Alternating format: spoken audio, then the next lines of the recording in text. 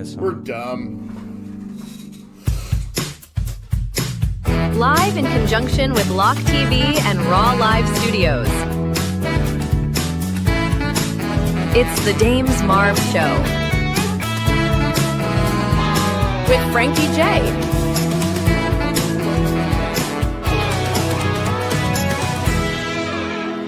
And here's your host, Dames Marvs. Mara, I wanna be there when you are. Okay. No copyright, Frankie. No At the beginning I did it myself. Copyright. I did it myself. I was gonna play that, but copyright. I knew you had don't own it. All right, so welcome back to the Dames Marvs Show. I got Frankie J. It's gonna be opposite for me, but he's right there. He had a mental day off yesterday, so I haven't spoken to him until today. Welcome back to the show, my friend. How are you? I'm good. Needed a mental health day. He's good. They work. I'm beyond excited about today's guest, which we'll get to in just a moment. But for those of you tuning in, I see there's 8 of you so far. Give us a like. Come on, like it. Why don't you push this out into the algorithms? We need more people to view this because it's going to be spectacular.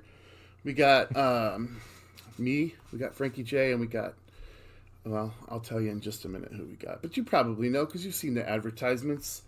Frankie, this is a show that's the wildest corner of the internet. Did you know that? We talk shit. We crack jokes. Yeah, for sure. We bring on guests from time to time. Actually, we always have guests. So no particular agenda except having fun. So everybody have fun. Make sure that you have fun. We'll talk some history stuff. There's no script, no filters, just honest conversation, laughs, chaos, the whole thing. Grab a seat, kick back, just enjoy yourselves. This is the place where anything goes and everything is worth talking about. So let's get into it. Frankie, let's talk about some birthdays today. Okay.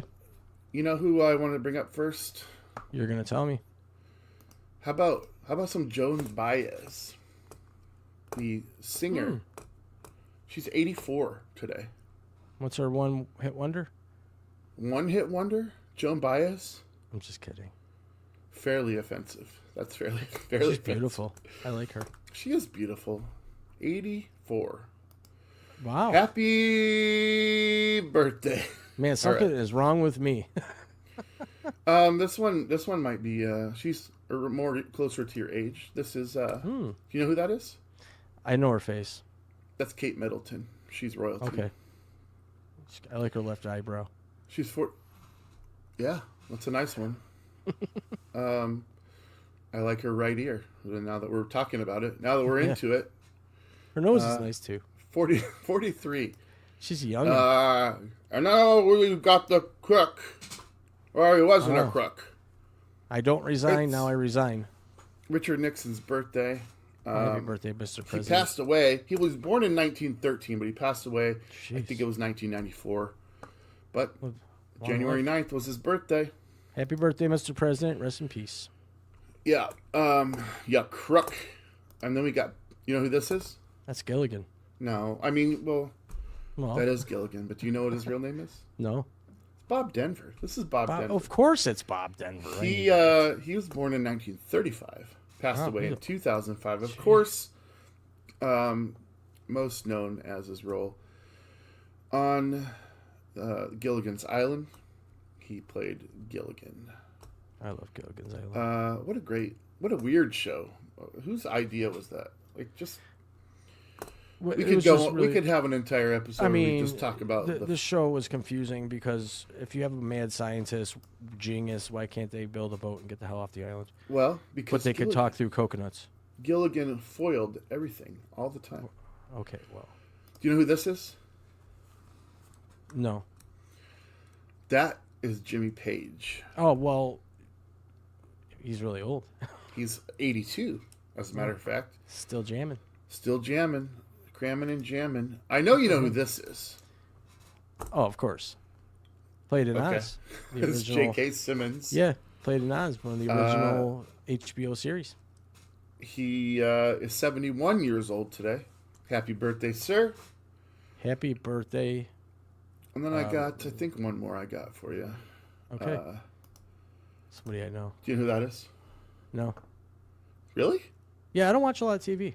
I watch movies, but I don't remember That's names. Dave Matthews. Okay, well, I wasn't a huge Dave Matthews fan. He's related to you. I've seen him. Yeah, I know.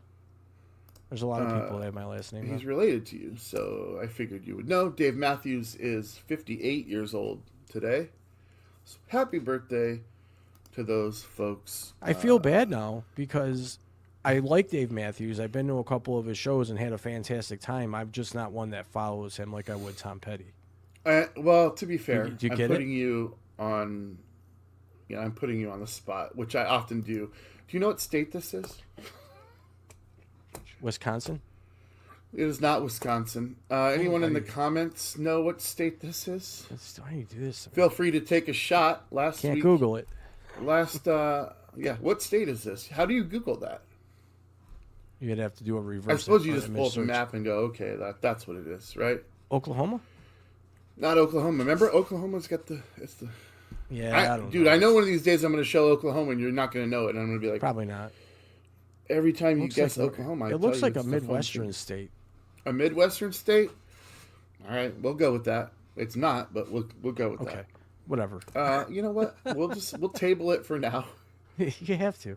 because I like to give everybody an opportunity. So we'll come back to this. Not Wisconsin, guys, and it is not Oklahoma. You got 48 guesses left. All right. Do you know who this is? I do. You do? Oh, well, that's awesome. This, of course, is Jack, as we know. Jack But O'Lantern. this is interesting because this is probably the last thing that he would want me to bring up in regards to who our guest is. This is, of course, the famous meme of the dancing pumpkin man. God, I should know what year this was. I want to say 2008, 7? 19. I think it was 19. No, well, I think what I showed you, 4? 20. 2004? 5, 6, 7. 18. All right, yeah. Anyway, I 17. don't want to give away his identity, but Well, I mean, James, you're a horrible, horrible person. I kind of, yeah. We'll do that. And now let's talk about our guest. How about that? We got, guys. I don't even know where to start with this cat. He is, he's a musician. I like musicians. He's a musician. He's Frederick Julius. We'll get an explanation on that. He is an improv comic from Second City, Chicago. He is part of the mixtape. He's owner and proprietor of Sick Picnic Media. He is the Dancing Pumpkin Man. He is. But he's written books too, and I respect. He's written children's novels. I love it because I wrote a book. Novels. Children I don't wrote a read book. novels. I know how hard it is, and that's Children's impressive. books. All right, and he's got a new philosophy that has just tickled my nuts. So I want to talk to him, and go ahead and bring him up, Frankie. Without further ado, you guys, this is Matt Geiler. Uh-oh. I know the echo's back. It comes and goes. Wow. How you doing, sir? I'm doing a lot better since you brought me on by saying that I tickle your nuts. Jeez. I can't. That's probably the best. That's probably the best way I've been brought on to anything. This guy tickles my nuts. I love it. Can I give you a message from my brother? I'm a nut tickler. Yes. What does Dane have to say? I told him that I was going to be interviewing him today. Yeah. He said, "Would you tell him Dane misses you and your toxic masculinity?" That has to be a joke because I've spent my life trying to avoid not just toxic masculinity, but almost all masculinity. And then he further says, He further says, can well, let's just ask him. We got it here. We got an echo really bad Oh, right now. That wasn't there when we were talking to you beforehand. But is it on my end? yeah. Yeah. He goes, I for headphones? sure want to get Earbuds his or reaction when I tell him that. So there you go, Dane. I don't want there to be an echo for you guys the entire time. Echo. I wonder why it wasn't happening in pre-production. But I'm not sure, but it's definitely there now. yeah. Yes. What if I take my microphone off and just use the camera audio? We can try that. See if this fixes it. Hello. Yeah. Yeah. Echo in there. Check. How about that? Perfect. Yeah. I mean, it sounds still pretty good. Yeah. Is that okay? Yeah, great. no echoes is great. It sounds fantastic. Let's move on with the show, baby. Welcome, sir. Thanks for having me. A lot to talk about. First of all, the thing I want to start with, we'll get to like how we met and all the cheesy stuff. But you got this new, the part that tickles my nuts. Okay, is this new like philosophy? I'm not going to say it's new to you, or that it's even new as a concept, but it's something that's you've recently started doing, and that's talking about. I don't even want to put my spin on it. It's about not limiting yourself as an artist. Can you tell me? I mean, I have multiple questions, but kind of give me the gist of this new philosophy that you're peddling. Yes, and I'm peddling it. You know what I mean? I'm internet peddling it. You're right. It's nothing really new or revolutionary, but it's something that I have kind of practiced and fervently believe in. So I'm doing a bunch of like short form verticals, just kind of spreading the idea of embracing nonconformity for artists and creatives. The reason that I kind of was starting the new year off with some of that content is, you know, I've been an artist since I was a kid. I've been working in the arts and creative stuff, you know, professionally since I was a teenager.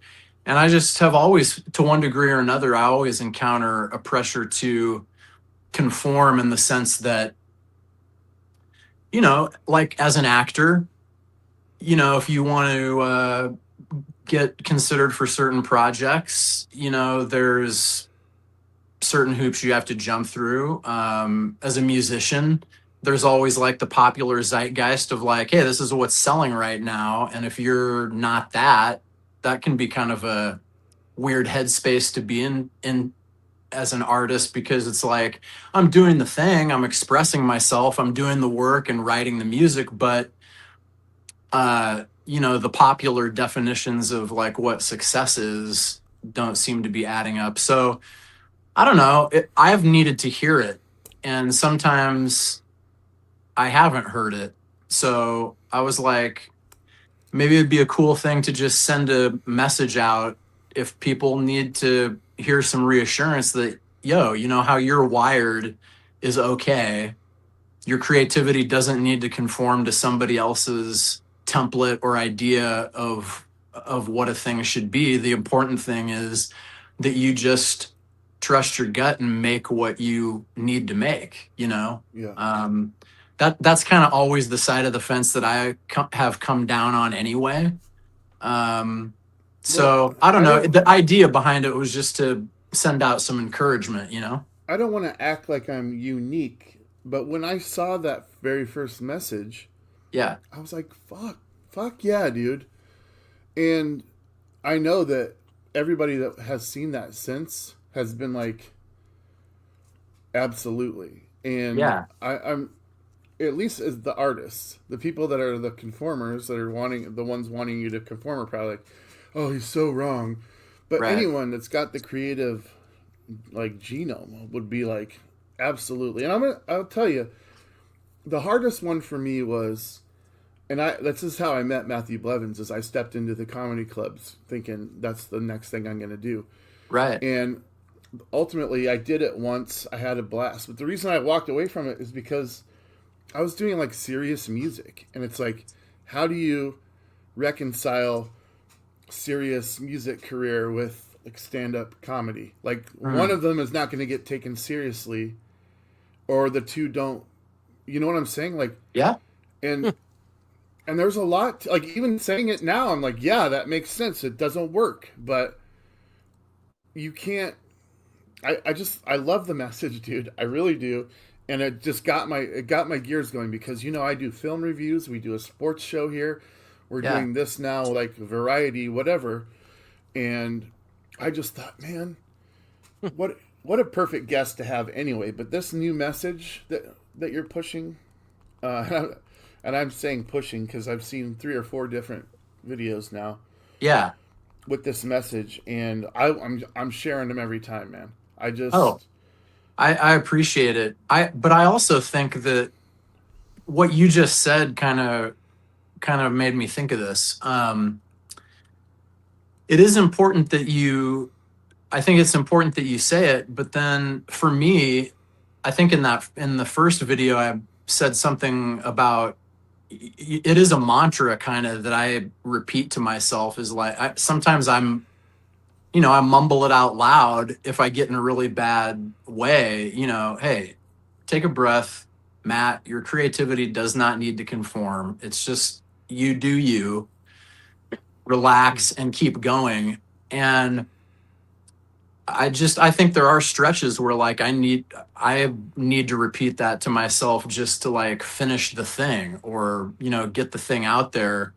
So it is worth repeating. I think that's why I'm kind of making like multiple iterations of it just to see like what forms of it take hold. But then the other thing about what you just said, which is how to like reconcile, that's a good example, reconciling like stand-up comedy with like serious musician. On the surface, yeah, it doesn't make sense, but I think when you examine that more, and I'm speaking for myself, feel free to push back on this, but my feeling has been for a long time, we live in a culture where it's a capitalist culture. So everything to one degree or another gets commoditized. Some way more than others, but generally speaking, even the arts, so let's say comedy and music, they're commodities. They're saleable, consumable commodities. And because things are set up that way, necessarily there's this layer of market functioning that kind of has to occur so that people can make sense of it and make a decision. And through that lens, then that is kind of a tough sell, because it's like, wait a second, I don't understand this. This guy is a comedian, but then he also is releasing these albums of, sorrowful harmonic tunes, like that doesn't really add up. So what it forces for me, and I'm talking about me, it forces a decision. And the decision you either compartmentalize these creative parts of yourself. And so when you're doing the music thing, you're just the musician. When you're doing the comedy thing, you're just the comedian, et cetera, et cetera. You can do that. That's tough though. And it also is a little bit, to me, disingenuous and maybe dishonest, because you're having to like partition off a self, underneath all of those avenues of creative expression is Dame's Marvs or Matt Geiler or whoever. It's you doing it. And the older I've gotten, the more exhausting it is to just be like shifting modes. So finally you get to a point where it's like, you know what? It's not my job past a certain point to make sense of me for everybody else. Yeah, it's up to me to put my stuff out into the world, do what I can, obviously, but then past a certain point, the people who dig it are gonna dig it anyway. The people who it's not for will move on. But there's a lot of self-preservation in it, because I don't want to get to 81 years old or whatever and have not made the stuff that I wanted to make because of that paralysis that can kind of set in. Sorry, that was a long explanation. No, you're spot on, and I feel like a coward now, because that's and it's not your fault. Like, you didn't do this. Like, You coward, Dames! You've always been such a little baby and a coward. And I'm choosing to tell you this because I'm kind of disappointed in myself. Like, I walked away from the comedy thing because I was like, well, I'll just capture everyone else doing it, because that's more in line with what I'm doing, like, creatively with music, where Oh, sure. when I go in to do music, I kid around and I goof around, but the music is very serious, and I don't know how to be funny and keep that seriousness, and then, like, when I'm doing comedy, still have. So yeah, you're right, I didn't want to be disingenuous by being two different people. Like, whatever stage I'm on, I'm either funny or I'm serious, and I just couldn't find any balance there. So I really love the message. I needed the message. I'm going to keep pushing the message.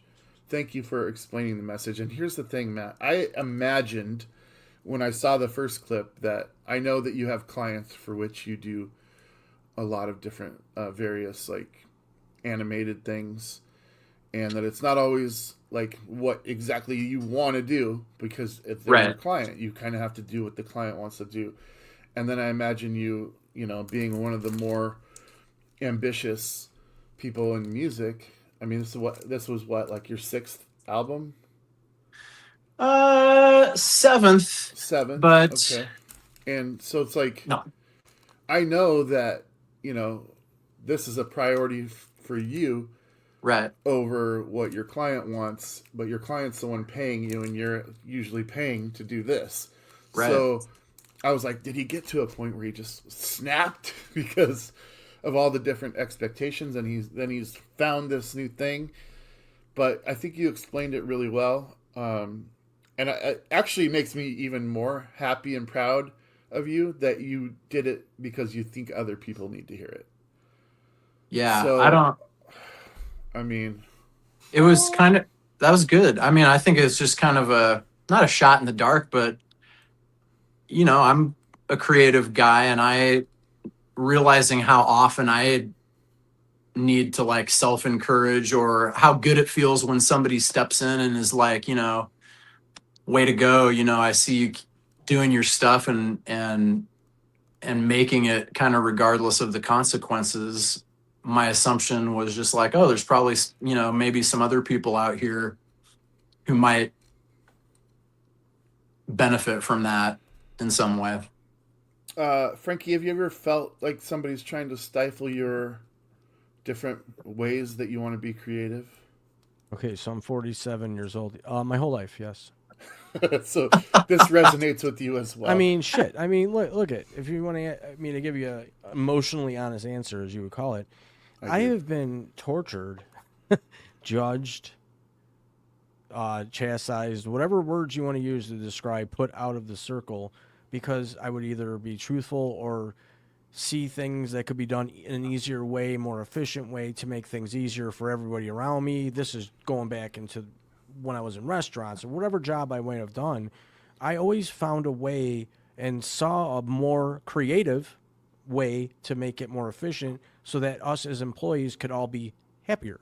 And it was always resisted. People, oh, he's trying to be the boss, he's trying to take over, and this and that and the other thing. When in fact, I would say clearly, I'm just trying to make this easier for all of us, so that we can kick back in the break room longer with our feet up. If the job gets done the way it's supposed to, half the time, what's the problem? And I even was all about doing 4-day work weeks, do 4 10-hour days instead of 5 8-hour days. Why? Because most people would come to work an hour early, hang out, smoke cigarettes in the parking lot, and then they'd hang out an hour after the job was done and do the same shit. And I was like, well, we're already here 10 hours a day. Make it 4. We get 3 days off. I was the only one that voted for that on that contract vote. So I get it, yes. That's the answer. All right. Well, Do you feel me? I feel you. Feel you. Am I I wrong? feel like there's a lot of anger pent up. No, there. it's not anger. It's just years of knowing that I have talent in ways that might not be musical. I mean, I did write a book, haven't published it yet. It's going to take me some time. I have created sort of a brand in Raw Live and Raw Live Productions and studios and all that stuff. But it takes work. It's a lot of time. It's a lot of mental investment. And when you have people around that want to help you, and they're like, this is talking past tense, okay?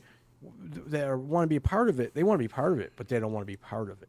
They don't want to do any of the back check work where editing or hanging out, getting things set up, spending money.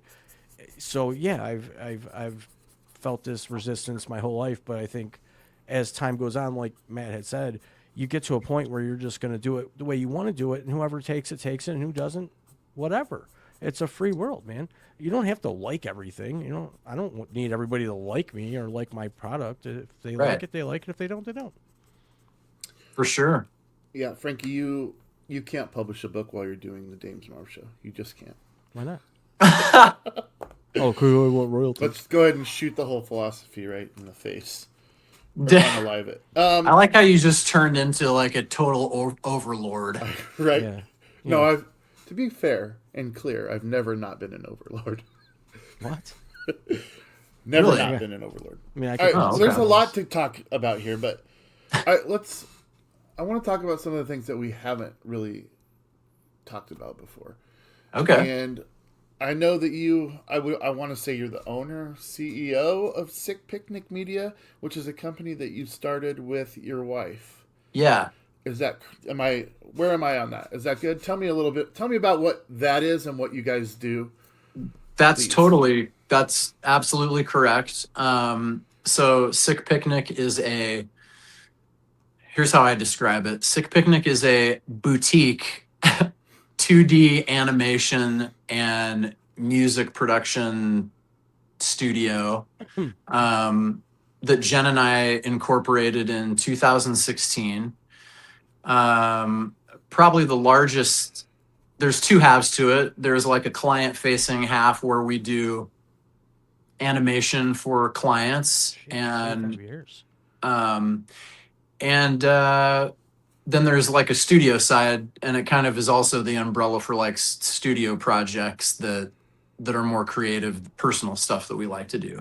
For the animation side, that kind of breaks down into two things. It's probably about 60% corporate clients where we do like somebody, our niche is maybe somebody needs like ethics and compliance videos or sales enablement content or something like that. And somebody in the organization has made the decision, hey, we don't want this to be the normal thing. We want it to be kind of funny and engaging so that our employees don't hate having to do it. And so then we kind of end up getting that call because we can do the animation, but then it's also informed by like, actual comedy and stuff like that. And then the other half is, so there's that corporate clientele. And then the other half seems to be, just like people who are in entertainment, they probably don't have budgets to do like a completely 100% finished broadcast ready pilot of something like an animated series or something that they're contemplating, but they do have a budget to do like a 7-minute short proof of concept or like a really robust pitch Bible that's really built out, like the world and the characters and all the episode synopses and all that kind of stuff, so that they can take those materials and pitch them to production companies, studios. That's so really that cool. That's kind of the gist of what we do. So that they can get a budget. Well, what's really cool about that is because there's people like me and Dames that are, just getting into the business of, podcasting or broadcast, whatever you want to call it. And Yeah. I'm looking at your website right now, and it's legit. Like, this is some really good stuff, and you're dabbling in all the different categories of what people like us or people in the huge market need and desire. It's awesome what you do. I'm just Thanks, checking man. out everything here, and it's a fun website, and it's just everything that you would want if you're looking to build something cool. I like it. And that's cool I mean, I'm glad you like it. Kind of the idea behind the company generally was, I'm not like I have entertainment, I have experience in the entertainment business, but as I go through my life and work with artists and creatives and people that, want to make stuff, including myself, a hiccup that often presents itself is like, okay, but where do I start and how do I do this thing there's really no like path or a linear thing of like do 1, 2, 3 and then this will occur. That's not how the business works. So one of the ideas was like, but I do know quite a bit about how certain aspects of the industry do work. And so like in animation, for example, a big hang up a lot of times is the expense of it. It's an expensive medium, animation. And it's usually the expenses because if you hire a mid to larger size studio, let's say, to execute your concept, there's a lot of overhead because you have animators for sure, but you also have storyboard artists, character designers. You have specialists who do all this stuff, and that adds up pretty quickly. Not to mention that the art form itself is very time consuming to do. So it can stop a lot of ideas dead in their tracks when somebody comes back to you and is like, yeah, we can absolutely animate your pilot episode for your animated series idea. It's only going to cost you $380,000. Right, right. And Like, they're when I hear that, I'm like, I'll go find something else to do because it's going to take me, a number of years of living on toast to even begin to think about doing that. So where Sick Picnic kind of comes in is like, yeah, but fortunately, if you don't have that kind of money, you can still get something pretty robust together for a budget that's not that, but that'll look really good. It'll have an impact, and you can take it around and try and get a production partner and try and open those doors. So that was kind of the thought behind it. Final question on where did the business company name Oh yeah, Sick Picnic. How did that come about? Okay, dude. So flash backward to the mid 80s. Okay. My brother Mike and I are growing up on a farm. There's not a lot to do. We're kind of out in the middle of nowhere, just trying to figure out how to make records in the bathroom, using the tile of the shower as a natural reverb chamber. And we have no idea what we're doing, but what we do have is, in the parlance of the day, if something was cool, oftentimes you'd be like, oh, that's sick. And then so Mike and I are just like running around like, oh, that's sick. Oh, that's sick. Oh, sick, dude. Oh, that's sick. And at some point, just in our personal dialogue, we started referring to things that we really dug like extra. If something was extra sick, then that became like a whole picnic of sick or a sick picnic. And so then, I don't know, I think we're like, maybe like preteen or maybe like, 12 or 13 or something like that when we started just like being like, oh, it's a sick picnic. And then later on when we started our music publishing through BMI, we called it Sick Picnic Music. And that was kind of the birth of it. And in our heads, it was just like Sick Picnic is just like an umbrella term for like anything that's fun, cool, kind of offbeat, eclectic. There's joy in that. Like, yeah, dude, let's have a sick picnic. I got a sick picnic idea. What do you got, man? I'm not lying. I always got something. So Yeah. when I moved to where I live now, I started getting in-home water service because you don't drink the tap water out here. So I Okay. get those 5-gallon jugs of water that go in the hot Right. cold machine, right? Take Yeah. one of those empty jugs. It makes the best drum. It's like the ultimate bongo. I Nice. swear, I caught myself the Sick. one night sitting there and just I kept playing. I want to grab it right now, but I don't want to jump off screen and look unprofessional. It's right there too. I can grab it. See, but you know what? That's great behavior. That's great creative curiosity because love it. honestly, how many people are going to, maybe children, but how many adults do you know are going to grab that thing and be like, you know what? Before we get rid of this I or got fill it back up, let's test out the acoustics. the acoustic quality of it. Do you want to hear it? I'll grab it. It's awesome. It's I do amazing. now. At this All right, I'm point. grabbing it. I'm just gonna do it. All right. We have no rules. I'll be right back. There's no rules. Get it? Get sick. You knew it was going to happen, Dames. You I get me mean- on this show, it's going to derail the whole thing. I love it though. Here it is. Why, that's a water jug. This one's a deluxe because it's got a handle, which makes it Oh, even that is- sweeter. that's right? quite So, deluxe. Yeah, it is. dude. Pleasant.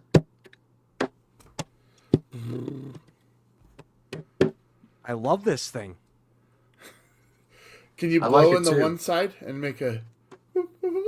Oh yeah, No, it's just it's all one of those- fucked up. Yeah, Well, it just sounds good though. we I like tried. it. I like I it. tried. God damn it! At least I did that. I'm on your page, Matt. At least I tried. Matt, can you help us out? Look, man, it's got to be either Oregon or Washington, right? It's It has to Oregon. be. I think it's Oregon because That's the stupid. top border of California is a straight line. It's Oregon. Look at Good that. for you. I'm Very from study. about right here on the Washington Okay. side. This line at the top here is the Columbia River. Just so you Oh, guys know. yeah, yeah, okay. Very good. Of course. Matt Geiler gets it, everybody. Look at that. 8th grade geography Look at that. stills got it. Yeah. You guys know what the capital of Oregon is? Portland. No. It is Think witches, but on Salem. there you go. There you go. It shouldn't be Salem. You're right. It should be Portland. It should be Portland. All right. All Sounds right. right. Let's. We got way more to talk about, but let's get to some just some debauchery, some chicanery, if you will. Some debauchery. Sorry, you Wow. don't I like think my I jam. know what your answer is going to be to this because I think it's the same as mine. Okay. So I'm going to let Frankie answer first. Okay. If you could bring back one musician who has passed away to live out as long as you're alive before they pass away again, who would it be? Frankie? You're muted or something. Whoops, my bad. Go ahead. Do you know? Did you hear the question? No, my sound kicked out for Okay. a second. That's why I was messing around. If you could bring back a musician who has passed away to Oh. live out your life before they Oh. pass away again, who I would already it know. be? Tom Petty. I thought, yeah, I figured you might. I say love that man.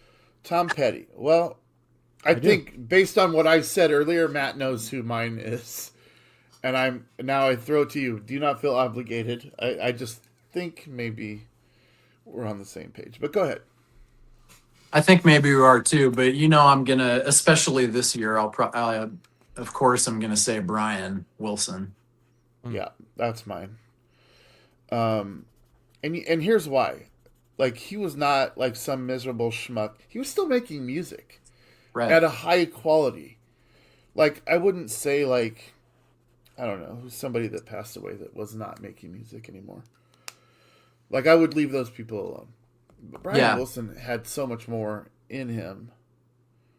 To put Most of out. them do that die young. And he was not young. Well, I mean, young. The But good I ones also always think, die.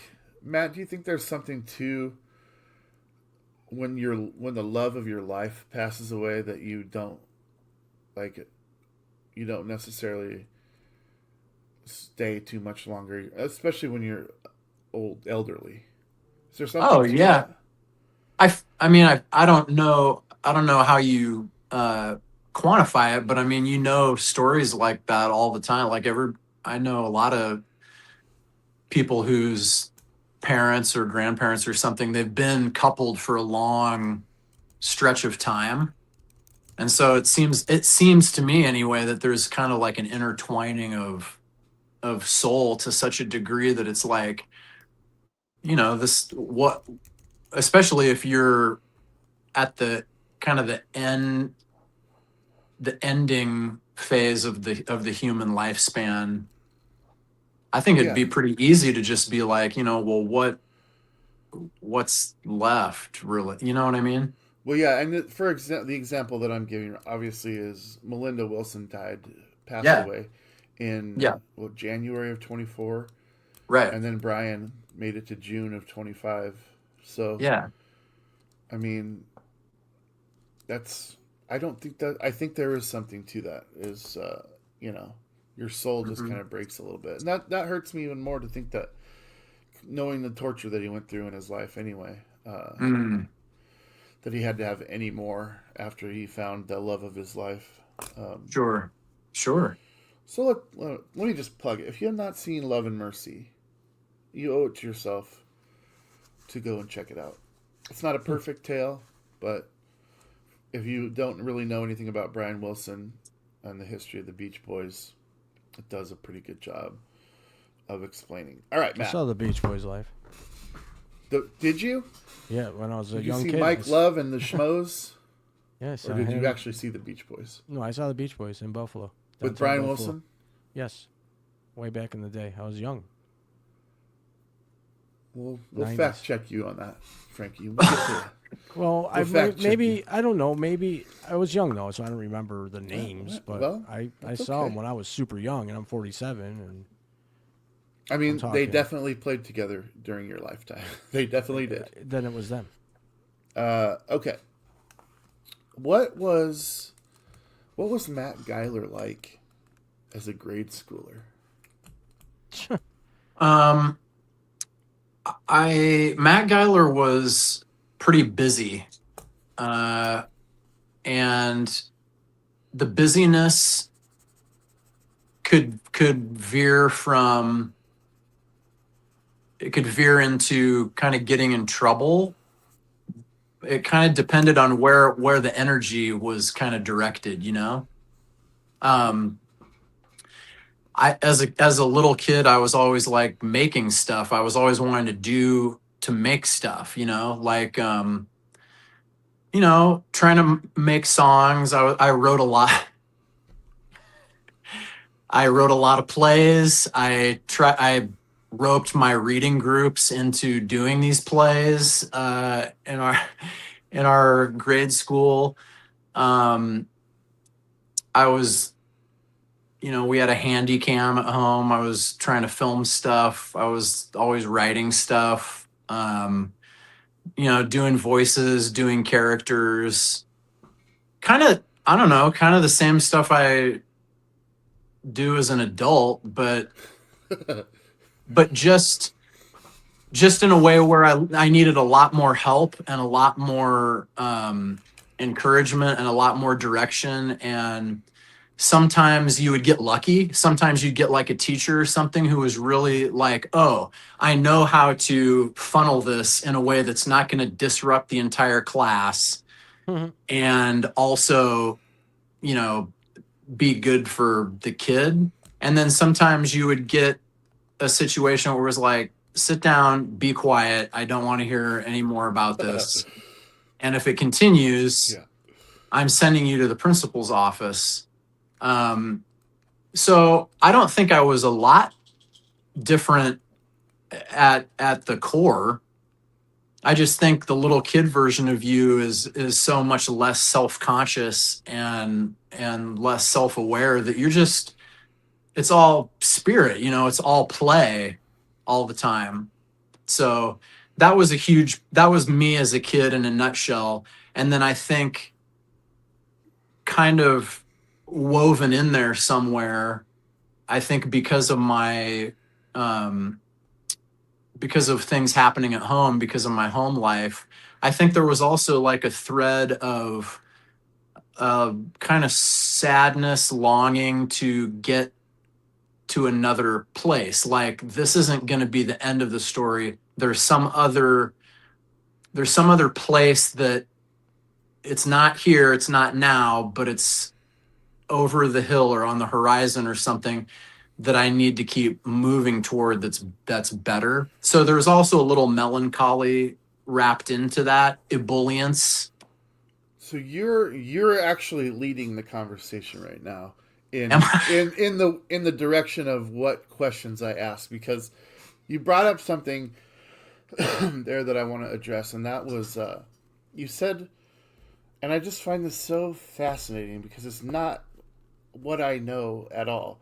You said the child version is less self-conscious, and I want to bring that up, and it's leading me into this next question, or this next stage of what you do.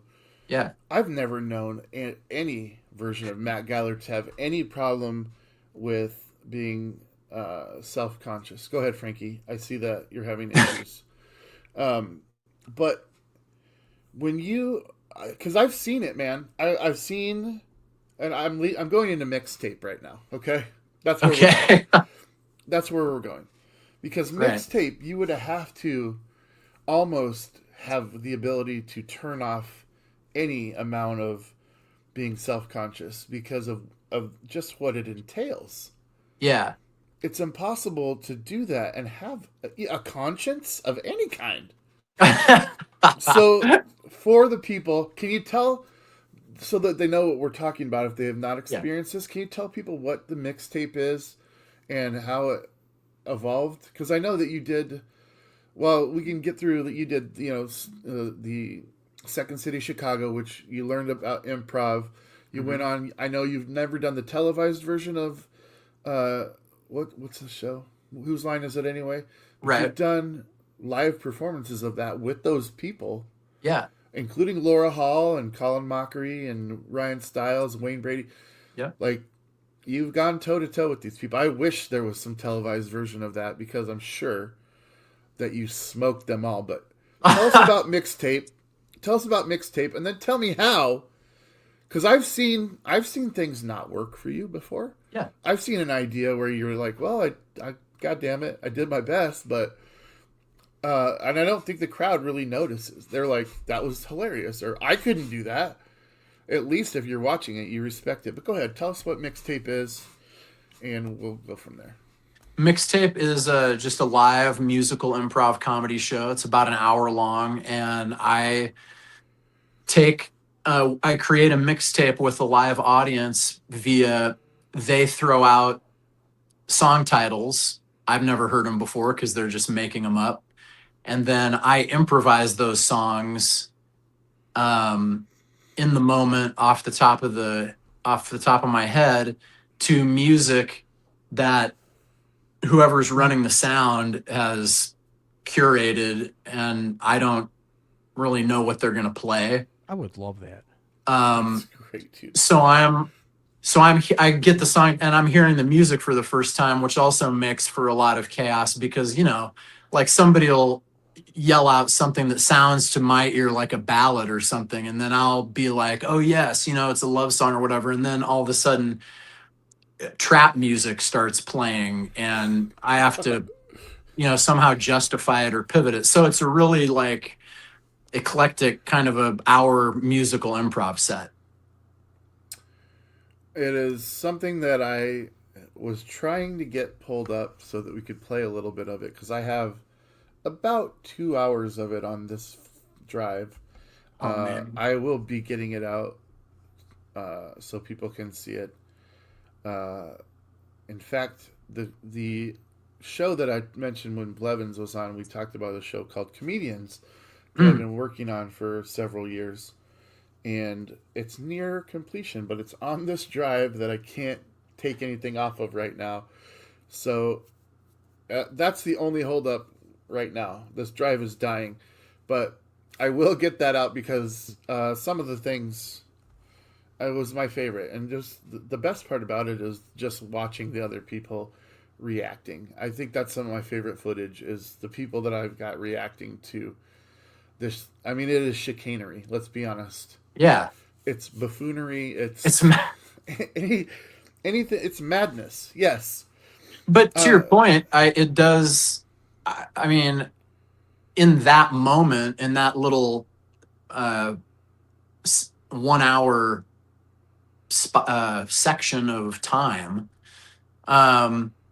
yeah, there's not a lot of like self-conscious. It's kind of like let it all out, you know? Let it ride. Yeah. Yeah. But I think the difference between, to answer your question, the difference between the adult and the child is, in the adult, I think there's just kind of an inescapable layer of forethought, you know? Like here's an example. And you've also seen me engage in like mixtape-ish behavior when no one's watching, or like at a band rehearsal, or like maybe you and I are out to dinner or something. So Yeah. this is all personal and calibrated, of course, but I feel like maybe in the adult version, there's just some level of forethought. Maybe it's more with some people and less with other people. I might have a little less of it, but I think in the child, there is none, because your impulse to play or respond or react is so at the forefront, because you don't know everything. Everything is learning. Everything is input. There's a newness to things, and so I think there's just a lesser degree of how's this going to look to other people, or what's going to happen if I burst into song in this restaurant. You know what I mean? Yeah. Well, I'm sitting here So wait, I'm sitting here trying to reconcile in my head, like, how you just seem to be invincible in that you can fail. And I'm not saying that I've seen you just absolutely whiff, like I've seen many other people just absolutely whiff. Yeah. But it's like you're covered in duck feathers when you're performing. Like, Yeah, but everything that's not just the worst falls thing. off of him. It's not the I worst can't do it. why not? I mean, I would be, obviously, if I like bombed, I would come off stage and I would be beating myself up. See, But I have to interfere. go Okay. ahead, you have to Interfere. I love that No, word. I have to, because I'm sitting Interfere. here and I'm taking this all in, and if I'm part of this discussion, you got to hear me out too. Yeah, you are. So failing is part of life. The only way you get better is hitting those failures, hitting those walls, having brakes go bad on a car, and having to figure out, how do I fix this situation and make it better? Well, you put better brakes on a car, maybe try to do something different than you did before when you hit that wall. Life is about failing. If you're never to fail, you're never going to grow. And that's the nature of the beast. Whatever business you may be in, Dames, Matt, whoever else, you have to fail sometimes. You have to suck at something in order to get better. If this show sucks and we have to make changes, that's okay. It's part of the nature of the beast. If I'm wrong, anybody in the comments, feel free to drop it in. But I'm very emotional when it comes to the work I put in, the work that we do to make a great show.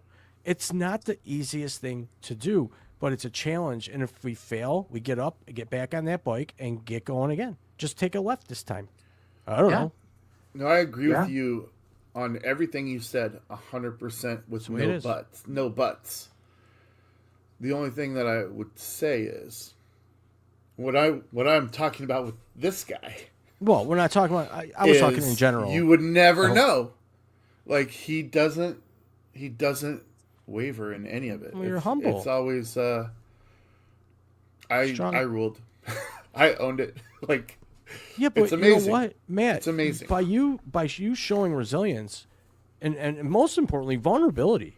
Because let's face it, there's times where we feel vulnerable when we're trying to do something like this, or whatever you do, and it's the most uncomfortable feeling in the world, to feel vulnerable, to feel open to all the missiles and grenades that can be thrown at you.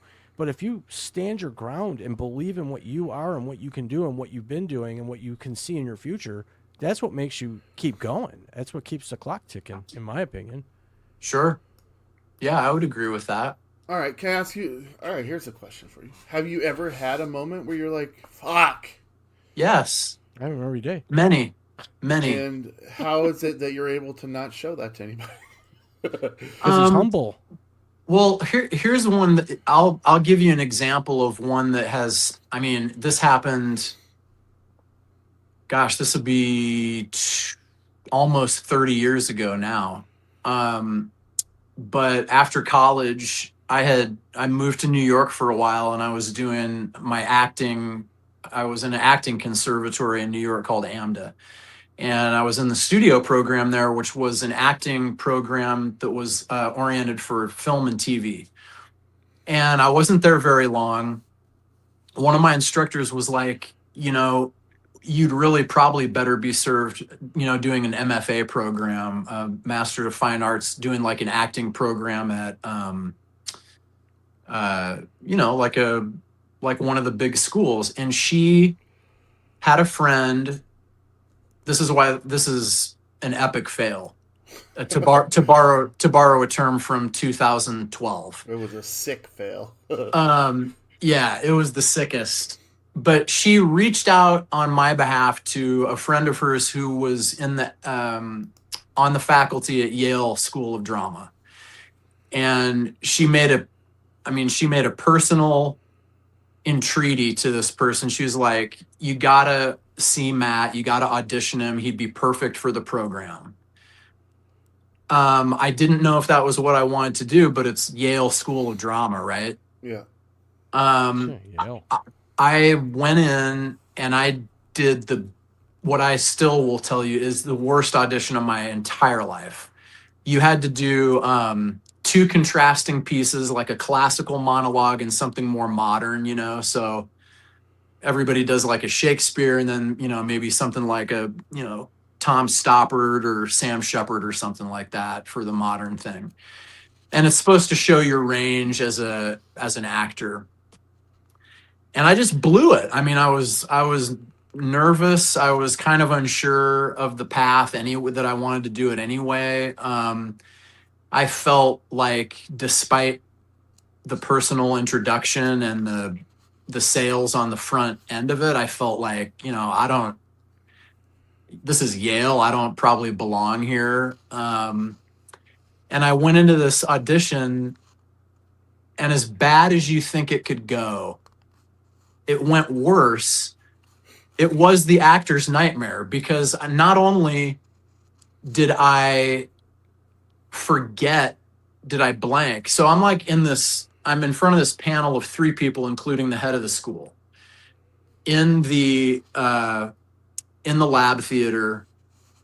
I'm in New Haven. I'm on Yale's campus. It's like the moment, right? I'm doing my Shakespeare first. Okay. Jeez, did you throw up before?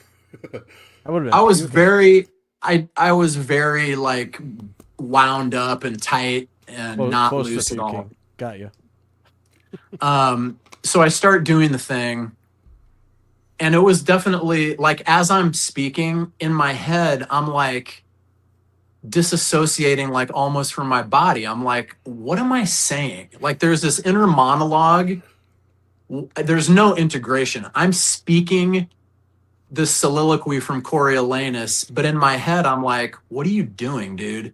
What's coming out of your mouth? And then at some point, I realized I was like fixed in this really histrionic position with like a hand up in the air, like an elocutionary actor from like the 1800s. I'm like, what am I doing with my hand?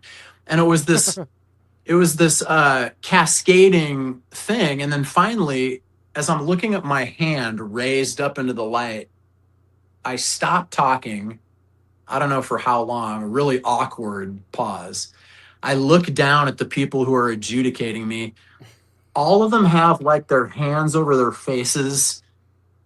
One dude is like holding his head like a cartoon. Like they're having cartoon reactions of, this is a bad thing. Yeah. Did you see pictures of Notre Dame or something? It was it was awful. That's It awesome. was I like awful. these stories because you know what? You know that happened, but look however many years later, and now you can laugh about it. And at the time, Yeah. you wanted to crap your pants, probably run out of that campus and Oh, go to Notre dude. Dame. Yeah. It was like curtains. I was like, oh, this is it. I'm not, Yeah. I mean, the word is gonna get out at this point. It's a Like wrap. this guy's a fraud. And I stopped actually in the middle of my audition and I looked at this buffet of human anguish that I had caused with my terrible, terrible acting. And I was like, if I don't say something, you know, my instructor from back in New York is it's gonna get bad for her. So I just stopped and I just kind of took a breath and I was like, I looked at the main gal and I was like, I need to stop. And You already did stop. and they're just like their eyes get a little wider and I'm like, Yeah. I would like to apologize to you guys. I'm sorry. Wow. I'm not sure what just came out of me. I know it wasn't good. You know, the reactions that you're having are appropriate. I just want to apologize and I'm sorry for wasting your time. This has been a debacle and I really feel bad about doing this in front of you guys. And Did you then walk the mile after that? and the weird thing was though, when I did that, they seemed to soften a little bit and they still weren't pleased and I knew I wasn't getting in. They're not going to let me in. But the main gal was like, well, do you have like another piece that you might want to show us or something? And I was like, no, the other piece is actually worse. It's going to be worse. That's all right. And you know, it's in my car. they're kind of laughing a little bit, chuckling, you know, so at least the mood is lightened a little bit. That's good. And Now, and I, as you were telling that, I envisioned like somebody writing this, and then they're like, "That's part of it." Like, yeah. the whole Someone act probably was made a that movie he was out of really it. bad at it, and Right. then he makes an apology that's heartfelt, that where the acting is actually spectacular and seems real, and then he goes, "And scene," and then everybody's like, "Wow, that was great." Because you had to be. You know what? terrible. That would have been brilliant if I would have had the presence of mind, but I was just so racked up by it that I was just like, the sooner I can get out of here, the better. But that I used that moment to answer your question, just because that's one that sticks out pretty clearly. But you know, you have like Frankie said, there you have a lifetime of those Jeez. moments. I mean, they're all over the place. I think the most important thing is just like, Oh, what did you learn something from it? And what's next? I mean, you can't go back and change it, you know? No, you described that story's every first date I've ever had. well, I got a good story about I was something like, they're not this. going to let me in. Like, So, James, go ahead. man, You- one of the reasons James likes to have me here is I got a story. I got a story for every. I mean, I got stories where I could probably, honestly, if I had somebody that was willing to just listen to me for a lot of time, a lot of hours in a row, I could write a lot of books. Yeah. True story. I watched the movie Cocktail years ago, and I was working at a restaurant job, and this job, I wanted out so freaking bad. I was a manager. I was in charge of, a restaurant. Yeah. A huge corporate restaurant. And I watched the movie Cocktail, and the next day I'm like, I'm quitting my job. I am going to quit tomorrow. Not go to Jamaica, but I'm quitting. And Right. I had it all planned out. I'm going to go in, and once all the servers and kitchen staff and us managers get by the bar for what we called a pre-meal to go over the specials and whatever, smoke cigarettes and do what they did. I was going to go to the back office. I was going to get my coat, walk out to the head manager who was out there, flipping my keys and say I quit, and walk out the front door. Here's what really happened. It all happened perfectly until it didn't. So I go to the back, I get my coat on, whatever. I walk out, I flip the keys to the manager. I said, I quit, have a good day. I go to walk out the front door. it was locked. I forgot to unlock it. So I had to walk all the way back through, past everybody that was still staring at me like, what just happened? And I said, I didn't unlock the door, but anyways, I quit, and I'll see you later. And then I went out the back door. Talk about a planned out moment. I was walking off into the sunset, and I got held up by a stupid lock door. That's so perfect. We had a comment to your story, Matt. The only thing left to do after that is fall off the stairs. Get them to laugh. That's what this guy would do. Yeah. Yes. Agreed. Well, let's talk about how the acting career went. I think it might have been the last time that we went for coffee. Mm-hmm. I asked you if I could see and hold your SAG card. Well, that's Oh weird. yeah. And the reason I'm bringing it up is the SAG award nominees came out today, which is there's no longer called the SAG Awards. Right. They're called the Actor Awards the now. Actor Awards. Yeah. Why? And I think like that was I was like, can I take a picture of it? You're like, sure, I guess I don't care. So I'm like, I actually held a SAG card. It's so cool to me. Did you weird him out when you first? Did he weird you out when you first met him? Dames? Yeah. Oh, that's a story. He didn't weird. I wasn't weirded out by him at all. The first time I met you was when you guys came on the TV show for like the Band of the Week or something.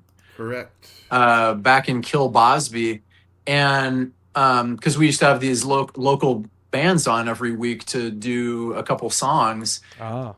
And I wasn't weirded out. I just thought it was great, particularly because I was like meeting these people I'd never met, and in particular, Kilbosby, both Dames and Dane were in the group. So there was these brother harmonies that they were doing, that really, I was like, oh, that's cool. So my reaction to him was like, I'd like to get to know that dude better. Right. And then, it was like we kind of circled each other and like knew of each other and were aware of each other's exploits. But after we moved back from California, I think at least when I started to feel like, oh man, this dude's somebody I want to get closer with, was we put out this Frederick Julius album, and he listened to it, and we went out to get some breakfast or coffee or something and talk about it. And he was just we were having a conversation. There was no like judgment or anything. It was just like a really heartfelt conversation over like, well, what do you want to do with the music? And I'd love to be a part of it, and maybe like get a live band together.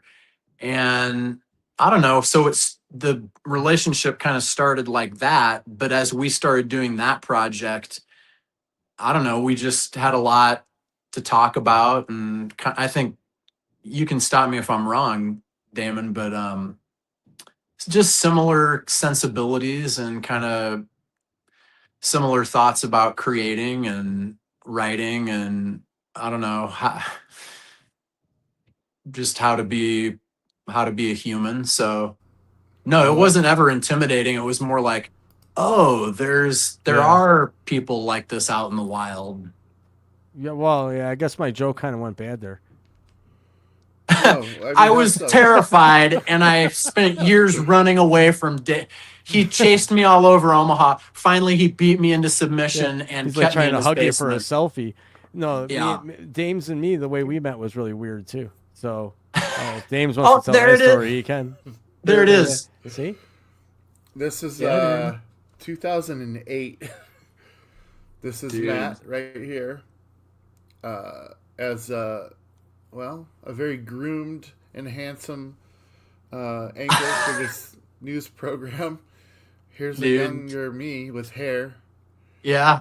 Where'd that And go? the funniest thing, I'll link this clip in the YouTube description along with some of the other things that we'll get to. But I remember he goes, "These are some sweet smelling guys.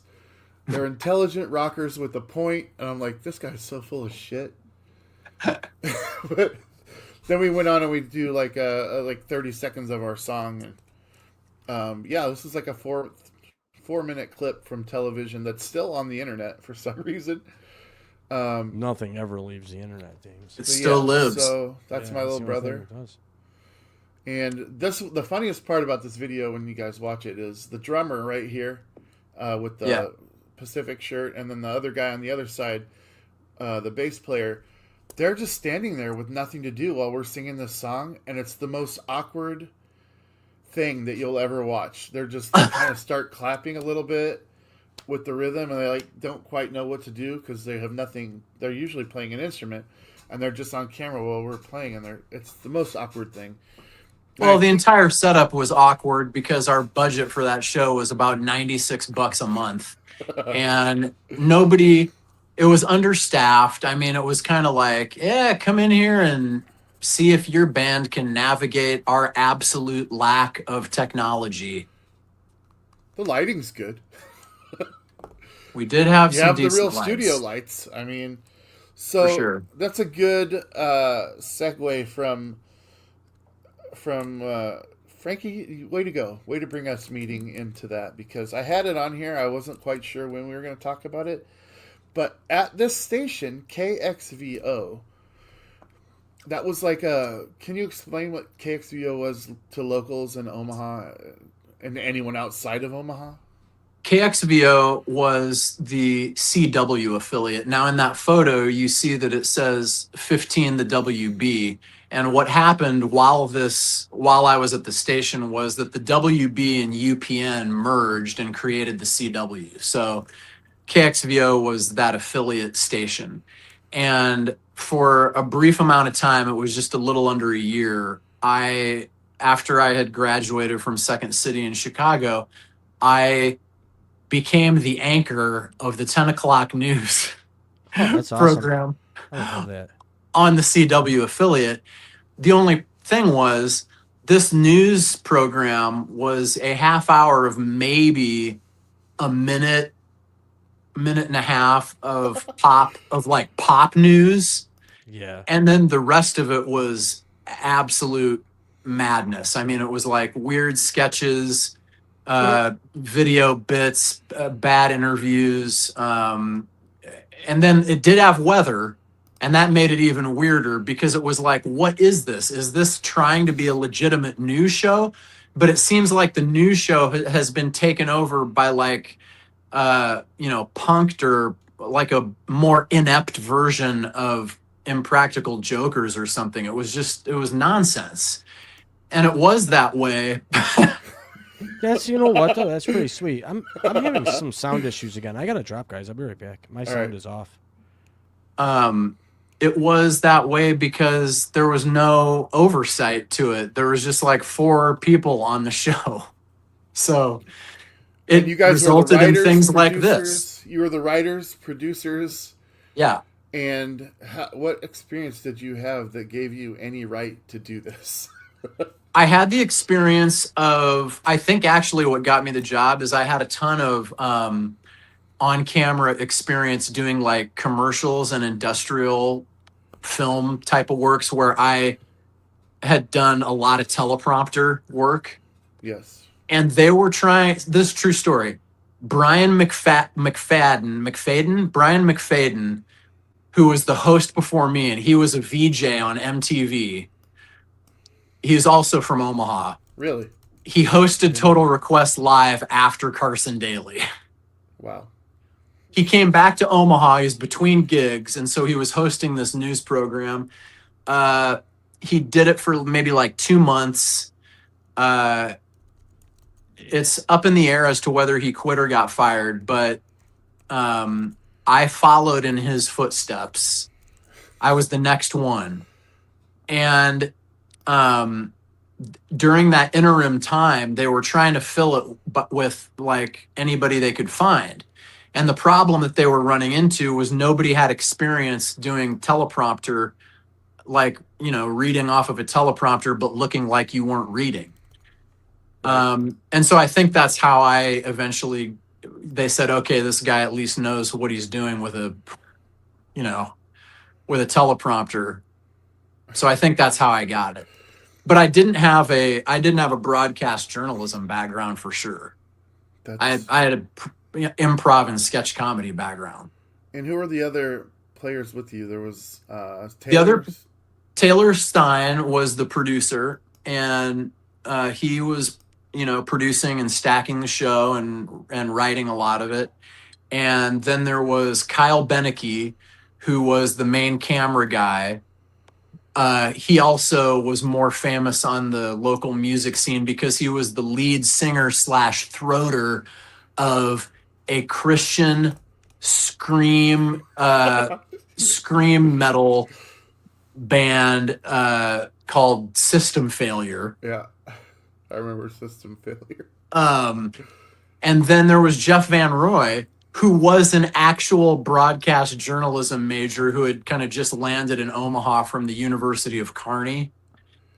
And he was like the one who was like, I'd come up to him and be like, if I want to do blah, blah, blah, blah, blah nonsense, he was the one who actually knew, like, okay, well, you got to have this kind of a microphone. We're going to have to shoot it like this. He had the technical know-how of how to do the stuff. Right. And those were the four people really with the show. And I mean, with no budget, No budget. That's so crazy to me, dude. Wouldn't you say that it was almost like a real life kind of UHF thing, but like more bonkers and more crazy? My recollection was it was very chaotic. Yeah. There wasn't really anywhere for us to go other than where we were. Mm-hmm. And it kind of resembled a studio that you would imagine, for like a news thing. Yeah. I don't really remember much more than that. I remember thinking that we were massive failures, though. I remember thinking that we were not great. That's so sweet of you, though, because to think that you were more massive failures than the massive failure of the show and the people making it, it's really kind. I honestly never had that thought at all. I was like, wow, they're never going to have us back here. Yeah, I have to chime in. I know this isn't what defines you as a person just from talking with you. Yeah. Sorry for the hiccups. I had to reboot my Ethernet cord in and out a couple times to get the sound right. But anyways, this doesn't define you as a person, in my opinion. Just getting to know you in the short time we've been here. But I think it's awesome. I mean, it's more respectable than that of what Hawk Tua girl did, right? Dude, let's use that as an example. I mean, let's be honest. This is awesome. That was, to me, it made me so angry every time I would see a reel with that girl. It made me mad. I'm like, how is this cool? Like, none of that was cool. To me, it was a girl embarrassing herself. And this is like, you have talent in that dance, man. I'm not going to lie. I watched the whole thing. I thought it was awesome. That's what I was going to say. Tell us how this came about. This is the Dancing Pumpkin Man. So this is the Dancing Pumpkin Man meme, and it came about because the nature of the show was we had to go live at 10 o'clock every night, 7 nights a week, and we would just always get to like 9 o'clock, and there'd be a giant hole in the show because we didn't have time or resources to get it finished. Right. And so inevitably, pieces of the show would be just like desperate trying to fill air. And Halloween week of 2006, I believe this was the first when it was created, was one of those moments where it was just like, yo, we got a minute and a half of just nothing to fill, and it's 9:30. The show is supposed to be stacked and ready to go at 9. Yeah. And of course it wasn't, because we go live at 10, and we're like, what are we going to do? We got this black screen nothingness going out of this one thing and into weather. And I'm like, I don't know, can I dance to Ghostbusters in front of a green screen, like throw up like a graveyard or something? I love that song. And it wasn't even the real Ghostbusters, obviously, because no budget for music clearance. So it was off of a CD that was in the production room of like Hallmark Sounds of Halloween. It was like a knockoff Ghostbusters cover. It worked. And so they did that. I ran up to the kitchen. No, I ran up to the lobby, and that pumpkin head was a decorative foam pumpkin that was in the lobby display for Halloween. And I grabbed it and I cut it in half with a knife. And I jammed a hanger into it to make like a headband on the back half of it. And then I went to the back hallway where there's always a bunch of crap laying around. For some reason, for some other Halloween thing that the other station did, the straight news station, there was like a unitard and then like a ninja hood. Oh. And I put on the unitard and I put the hood on and I crammed the mask down. And literally at like 9:48 or something like that, I was like, you guys film this. I'm just going to dance for like 4 minutes straight. And then, you know, use the best part or whatever in that to fill that time. You know what I mean? So you weren't dancing with music playing, you were just dancing. I was just dancing I was dancing like a French avant-garde interpretive mime. But no music was playing for you to dance to. They were playing the music. Okay. Because I'm like, how do you dance with no music? So Yeah, that's I cool. could hear. Okay. Yeah, I could hear the music. They had it queued up like on the overhead system or Gotcha. whatever, so I could hear That's it. awesome.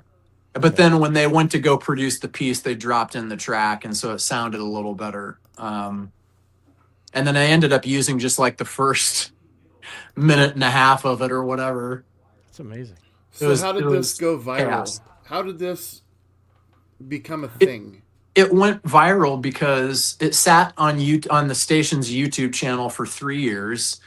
The station got bought out of bankruptcy.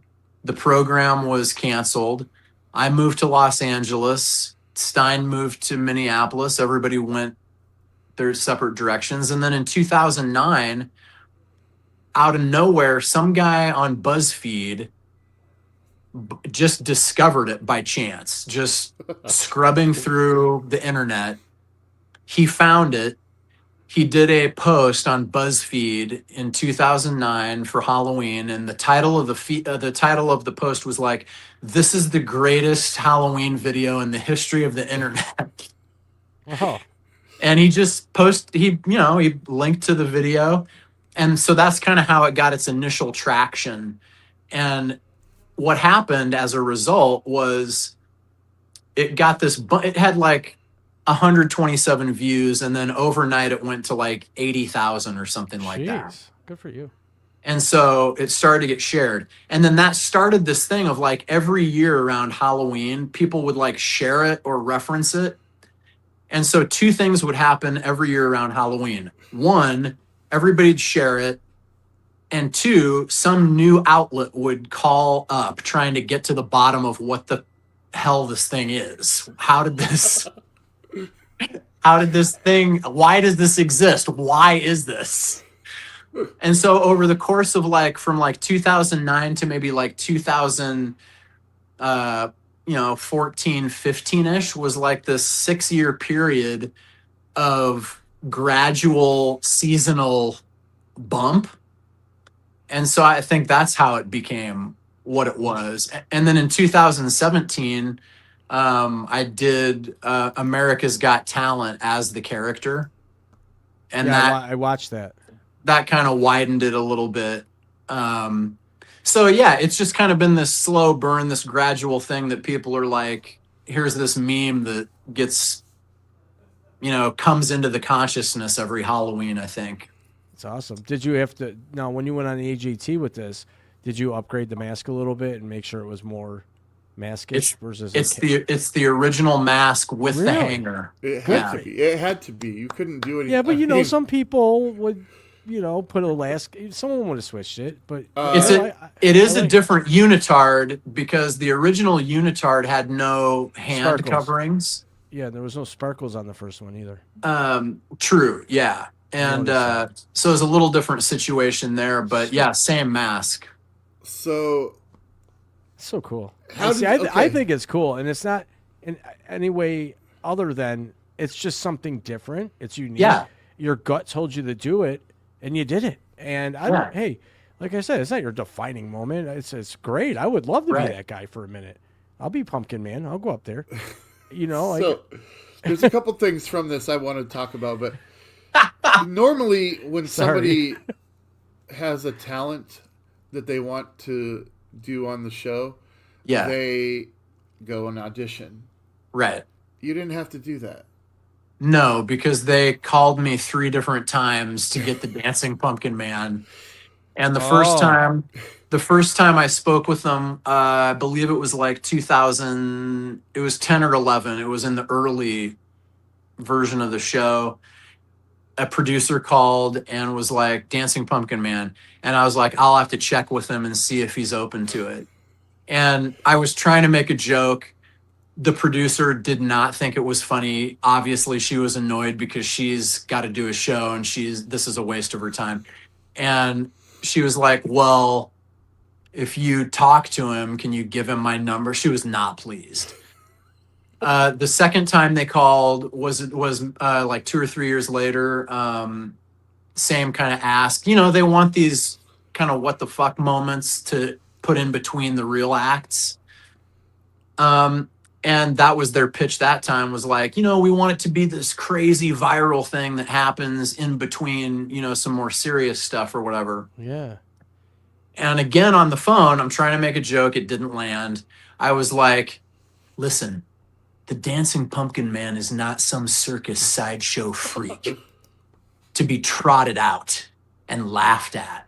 And they were like, well, actually, no, that is exactly what he is. So do you want to do that? I'm like, no. Third time was 2017.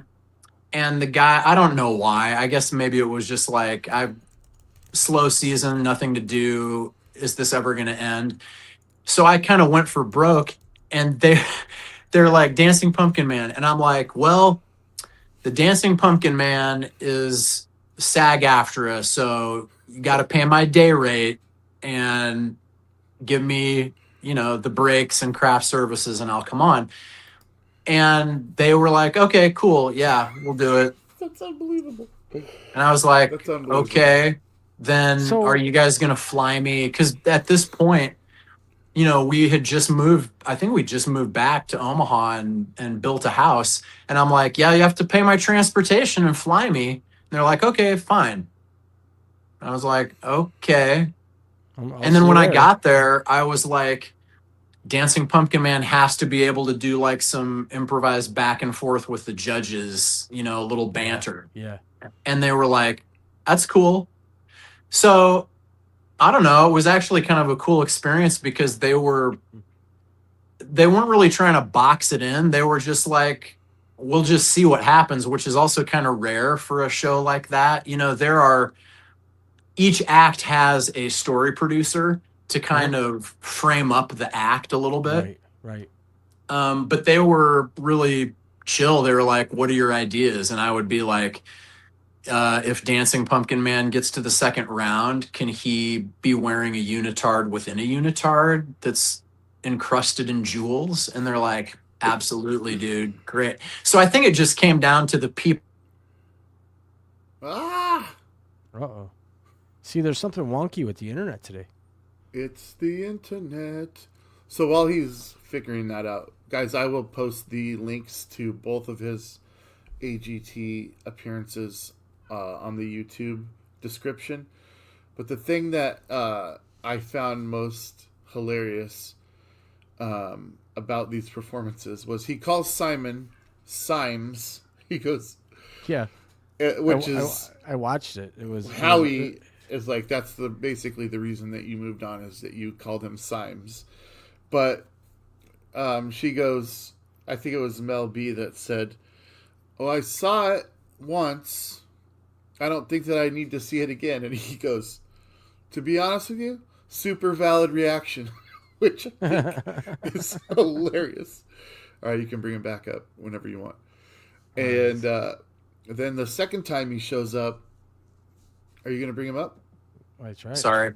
Oh, the second time he's there, they go, so what's going to be different than the first performance? And he's like, well, as you can see, I'm wearing this cape, which is like, if that's the only difference from the Yeah, I last remember one. that, I And then he remember immediately drops the cape. You know But what anyway, I will put the links in the Right. YouTube description because everyone in the world needs to see it. Obviously, So, we've discussed that he's so much more than this, Well, but you've got to obviously. see this. This is but great. man, Go ahead, I Frankie. have a question for you. So with AGT and all these shows, I was fortunate enough to participate in 25 tapings of Dr. Phil show, and they had what was called the audience warm-up comedian, someone that comes out, gets the crowd ready, tells them when to clap, when not to clap, gives them the hand signals and all that. So essentially, this was like a pre-planned gig where it was you weren't directly performing to advance through AGT. You were just showing up because they wanted some sort of gimmick. Am I hearing that correctly? Or can you not hear me? I don't know. Maybe he can't hear you. I don't think you can hear me. Blink twice if you're in there. It was a good question though. It is. Can you guys Oh, there you go. you guys Can hear me us? okay? Yeah. Did you Sorry. hear my question? I'm not able to hear you guys for some reason. Still can't hear us? I don't know Something's wonky. That's why I had to fix my router a couple times. So it could be this. I can see you guys, but I can't hear I you. wonder So what's sorry. going on. So sorry. So sorry. I wonder what's going on. Hang on a second. Let me dabble here for a minute. How can I fix his mic? Sorry, folks. This is the. Hello? Hey. Yep. Yeah, for some reason I'm not getting sound on my end from you guys. Maybe. Should I dip and try to come back in? Okay, Yeah, cool. Yeah. I'll try to come back in. Yeah.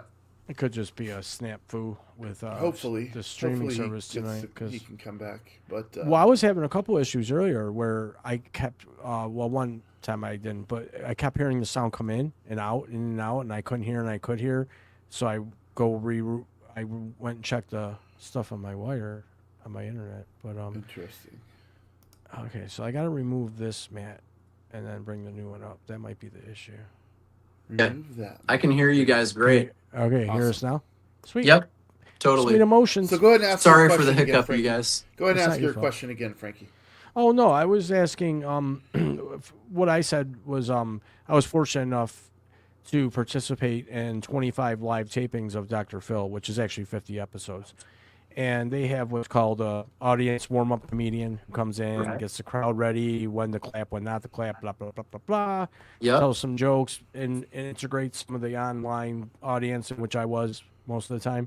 And were you essentially called by AGT to come in and just kind of be the ultimate audience, like between the actual acts they had lined up for that evening, or auditions, if you want to call them that? Were you hired essentially just to kind of come in and do that, be a gimmick to add some fun to the show? Was that your role when you went on AGT? Yeah, and I think the people who called me were at least tangentially aware of the life of the meme, and Sure. so they thought this would be a good thing for that. Okay. The judges were utterly unaware of what it was. That was my next question. Yeah, they had no pop culture, internet culture frame of reference for it. Jeez. So to them in that first round, Yeah. they were like, "What the hell is this?" Yeah, Simon buzzed you real quick. What a dick. Yeah, he buzzed me real quick. Heidi was not a fan. No, it was the second round. She was not a fan. Right. But I think Howie had a good response because of just kind of the back and forth improvising of the banter. Sure. And then Mel B, she just kind of, I guess, got it. And she drew a line in the sand and she was like, "You have to move him through. You have to." So Simon acquiesced, and that's how I got 3 votes.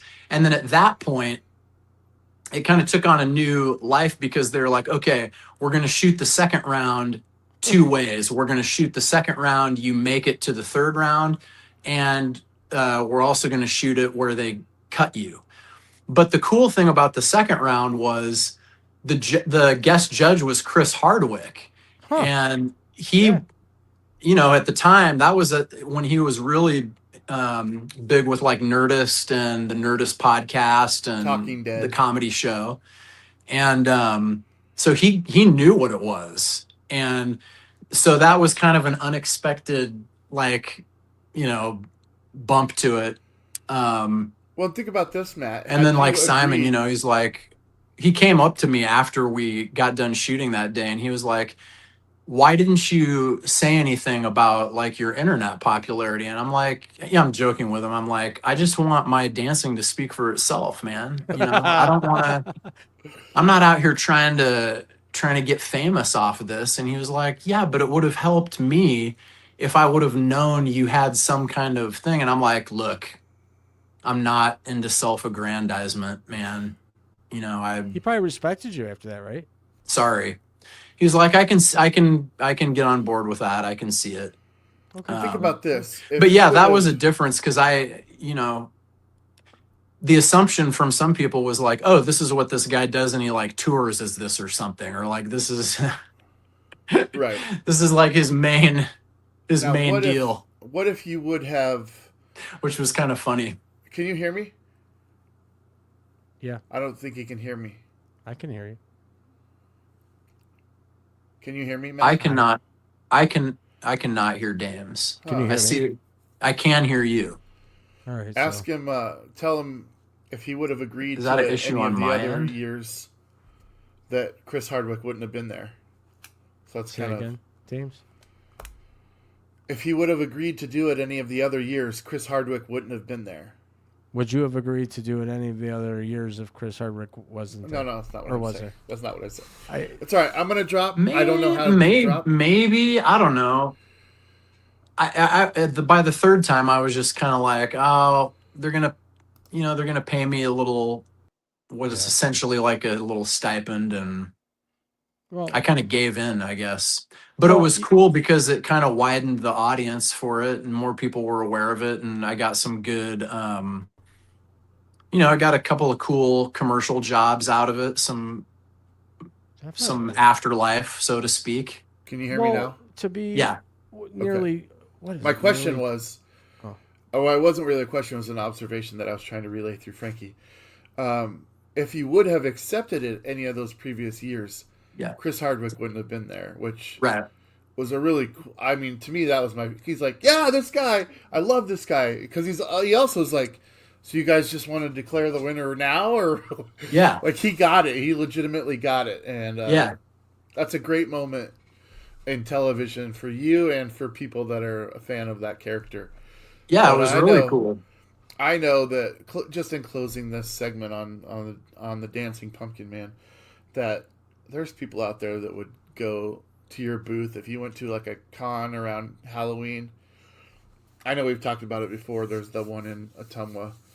We just Yeah. got to do it. We just got to do it one of these years. Just set you up a table and be like, here he is. Yeah, be like one of those retired professional wrestlers with all your shit and charge them to sign it. I'll be the salesman there. I am really, when you think about it, I Why am not? kind of the Randy the Macho Man Savage I mean, of yeah. internet memes. If I'm you not just, making fun of you. I'm just saying, man. yeah, for People sure. love that stuff. All right. Can I ask you a personal question? Yeah, He said yes. do it. All right. So your wife is Jenny Geiler. Yep, Amazing woman. amazing. 2 children. Dog named Calvin. Yeah. How did you propose? It was not anything cool. It was 'Cause you guys knew each other for a long. yeah, because we knew each other for a while, and it was kind of like it was really backwards. It's not romantic, but we knew that we were kind of like moving in this direction. Been dating for a while, and then we were like, one of the things we would do is we would go out and we would like look at furniture, like kind of imagine what it would be like, to be married and like living together and stuff like that.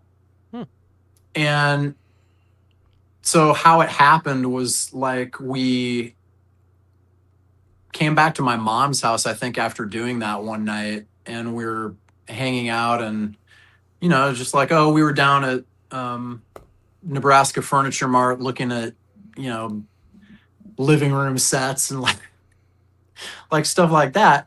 And my mom was like, so are you, and then we like looked at each other and were like, oh, are we? Fine. And then I was like, oh, I guess, oh, do you want to? It came out like that. Really? Yeah, it was maybe sweet, but when I look back on it, I wish I had, I don't know, I wish I had planned it. It was more like it was definitely emotional, and we were like happy to like do it formally, but not a very cool story, you know what I mean? Well, No, but I now just you think can go it's back cool. and do it Go ahead, again. Frankie. Go ahead, Renew your vows and propose to her and do it in a romantic way. Maybe in Yeah. Jamaica, where I was going to go when I quit that job. That's, you know what? Maybe we tie it all together, Frankie. Yeah, Maybe I'll cook the food. maybe you and me and her go down to Jamaica. Yeah, right. And we don't necessarily reveal all the Jamaica, man. details. We just like get to the destination, and then Jen's like, wait, who is this? Who's this idiot? I'm like, this is Frankie. He's going to be facilitating what should have happened 25 years ago. All right, you stand there. You stand here. I So love it. I just think it's cool that you guys, you managed the company together. How long? How many years marriage is this? May it'll be 25. 20. Ooh, that's the Quarter century. That's the big one. Yeah. If a you're big going to one. be buying a nice expensive, is it diamond? I don't know what 25 is. I think 25 is the diamond anniversary. Is it? Okay. You can't be You get a having gift all these card car these days. issues. You can't be having expensive car issues. Dude, I told you in our text, like serpentine belts. Oh, those are the worst. Dude, do you know what happens, by the way, when a serpentine belt goes out while your oldest son is out driving the car? In the Yeah. process of driving it, Mhm. that thing goes, the power steering goes, Yep. the engine seizes up, the car, you can't steer the car. Luckily he wasn't on the interstate, but Jeez. he's like, the car just stopped working and I had to pull off to the side of the road. He was describing what happened. I was like, to me, it sounds like a belt went out or something. Yeah. But I said, don't try and start it back up because that's going to damage the engine possibly. And just stay put. We had to get AAA called and, the whole towing situation to Yeah. confirm it. And Zero those things problem. aren't cheap to replace. But I thought, I texted Damon, I'm like, not going to be able to do this, which I hate doing because one of the things I'm like, I hate having some kind of excuse of like, oh, I can't do the thing that I said I was going to do. Because show business is such a flimsy affair anyway. There's so many flakes anyway. Mhm. I never want to be that guy. So of course, when I text him at like, 1 in the afternoon and I'm like, car troubles, dude. And Well. in my head, I'm just like, he's going to come back with like, what? It's a virtual show. What does the car have to do with it? No, Um, dude, so, I didn't but- even think. I was just like, I don't know what to say. Right? I mean, like, I know Yeah. that you have a schedule too, and I can't just be like, fine, we'll do it Monday, and Right. and know that you're okay with that. So I'm just like, I don't know what to say right now. Give me. I know what No. I would have said. I know what I said. I was like, well, if he has car trouble, if he can't make it, we'll just book him for another time when he can make it. Yeah, I mean, Life that's kinda happens. what we- You can't kinda what we block decided life on. from happening sometimes. It happens. Yes, fortunately, it wasn't in my imagination. I'm Yeah. like, this is gonna wipe out the entire rest of the day, but it didn't. Good. So Glad you're here, and I'm having a great time with you. You're a good dude. I like you. I think it's full of shit. That's great, man. Well, man, I like you meeting new too. people, man. I've networked heavily over the last decade with people from across the country, people in show business, people in comedy. I took a stand-up comedy course for a couple weeks actually. Oh, So, sick. oh yeah, man, I take advantage of whatever networking I can get. Am I going to go anywhere with it? I don't know, but I don't ever think I'm not going to go somewhere with it.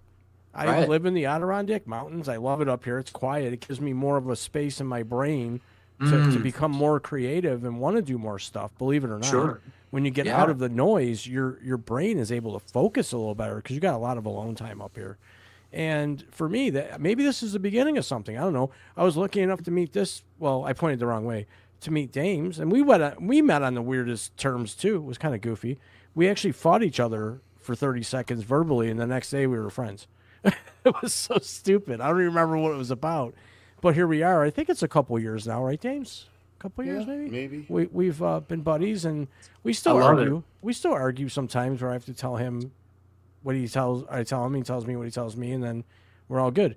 So no, life happens, and for me, I'm just waiting for that break to happen. I just keep working towards it. It's really all you can do. Yeah. Matt, Yeah. what's your most unpopular food opinion? Oh no, I know where we're going. I feel like in my life, it's been that I detest cold sliced tomatoes. What? That's usually the reaction I find. So you would not be down with the Chicago dog? Don't dig it. Take the tomatoes off of there. Okay. Take the tomatoes off of my burger. Take them off of I just can't, man. And it's so weird too, because I will, like, if it's cooked, if it's like in a chili or something, or something like it's a whole that. different flavor profile at that point. So yeah, I mean, But the cold, yeah, like just the sliced tomatoes. It's the texture. It's the rawness. That's why I don't like cream cheese or ranch dressing or seafood. didn't- It's I like didn't know okay. Yeah, that. for me, it's one of those foods. But they're in quite a bit of stuff. So, yeah, I don't know if it's like you're a monster. Like people are like, hey, what's wrong with you? But definitely the baseline of saying, I don't like cold sliced tomatoes. Most reactions are like, oh, really? Oh, okay. Well, I've never heard it, but I'm not. I don't judge you for it. I don't like certain things. I don't like coleslaw. I don't like cabbage. Tell us in the comments what you guys don't like. Yeah. What foods don't you like? Who hates cream cheese like I do? Nobody. You're the only one. You're the I only one. think cream cheese is the worst product ever. It's Dude, just Miracle disgusting. Whip is the only food I will not eat. It's the I'll eat only Miracle thing I will Whip not on eat. cold sliced tomatoes, though. That's kind of the funny Frankie, thing about no, you're a freak. That's wrong. you of you. weirdo. That's wrong of you. this. They're so good, though. I just plop it on the sliced tomatoes and pew, pew, pew. Very good. But no, not, So, okay. tomatoes aren't for Wow. everybody. That's not No weird. tomatoes. That is about deviled unpopular. eggs? That's very unpopular. I like a deviled egg. I could eat a whole dozen of those suckers. Yeah. With green That'd be olives actually on 'em. 2 dozen. Well, Pretty no, deviled it's a egg. full dozen because they're cut in That'd be half. 2 dozen. No, 1 dozen is cut in half. That's a dozen. That's 2 dozen deviled eggs. Fight me on That's- this. It's a dozen eggs, buddy. But it's 2 dozen deviled eggs. Okay, I can eat 2 dozen deviled eggs in one sitting. 24. 24. I can see both sides of the argument. Yeah, you're a great Honestly. moderator. Thanks for nothing. What's the strangest thing in your fridge right now? Come on. Aloe vera for sunburn. Probably You have that in your like paratites. No. It's I don't know, probably some probiotic that has never been opened. Well, the reason I ask is because I know it's January, where a lot of people still have their New Year's resolution, and I know the Geiler household is famous for buying produce and then leaving it in the fridge as if they Yeah. were going to eat it, and then Yep. it becomes a monstrosity. So I thought I'd ask, but that's okay. Yeah, there's nothing weird in there. There's just a bunch of languishing produce. If you were a time traveler, Yeah. You could only go one way. Would you go Okay. forward or backwards, and why? Oh God, I can't wait to answer this. You can go first, Frankie, and give Matt time to think. Since you can't wait, go ahead. No, I can wait. No, go. No, What would you do? Ooh, Give him Matt, some I time. insist. I don't Do know. you need time? I probably would. I'm a history major, so the past is very enticing. But given only one choice, forward into the future, just because I'm curious about it, curious to see what happens to me, curious to see what my kids do. There you go. Frankie, one way, forward or backward, and Oh, I'd go back to where? to where I've never been. The 70s, That's a lot early of 70s. That's a pretty broad spectrum, bro. Well, I was born in 78, and I when I watch, replays of like Woodstock and how people peace, love, rock and roll, and how free it was, and there was no cell phones and no internet, and no stupid. The only time you saw the news is if you had a TV, black and white most Yeah, no cases. dumbass podcast. No people named Damon Marvs. To me, and I'm not saying that to be funny. You asked an honest question, and I'm giving my honest answer. No I would people. want to Yeah, live in the honest, 70s. that doesn't make me feel any better. I'd be that guy at Woodstock in a mud pile with naked girls. I mean, that would be me, and I would love every second of it. So, And you wouldn't yeah. do that now? No, because I'd be all over the internet, get canceled, and have Discord groups wanting to ban me. Oh, so you'd only do that if you could get away. I got you. Yeah. I feel But you. I mean, that's a pretty fruitful answer, don't you think? So Woodstock. If you're saying I would go to Woodstock, Oh, I would I have done more accept than that. it. I I accept would've- it. That's the shit. I'm down with that. Yeah, thanks. right. High fives. Peace. Matt, you're a improv comedian. Who's your favorite comedian? Frankie J. Probably topping the list is Andy Kaufman.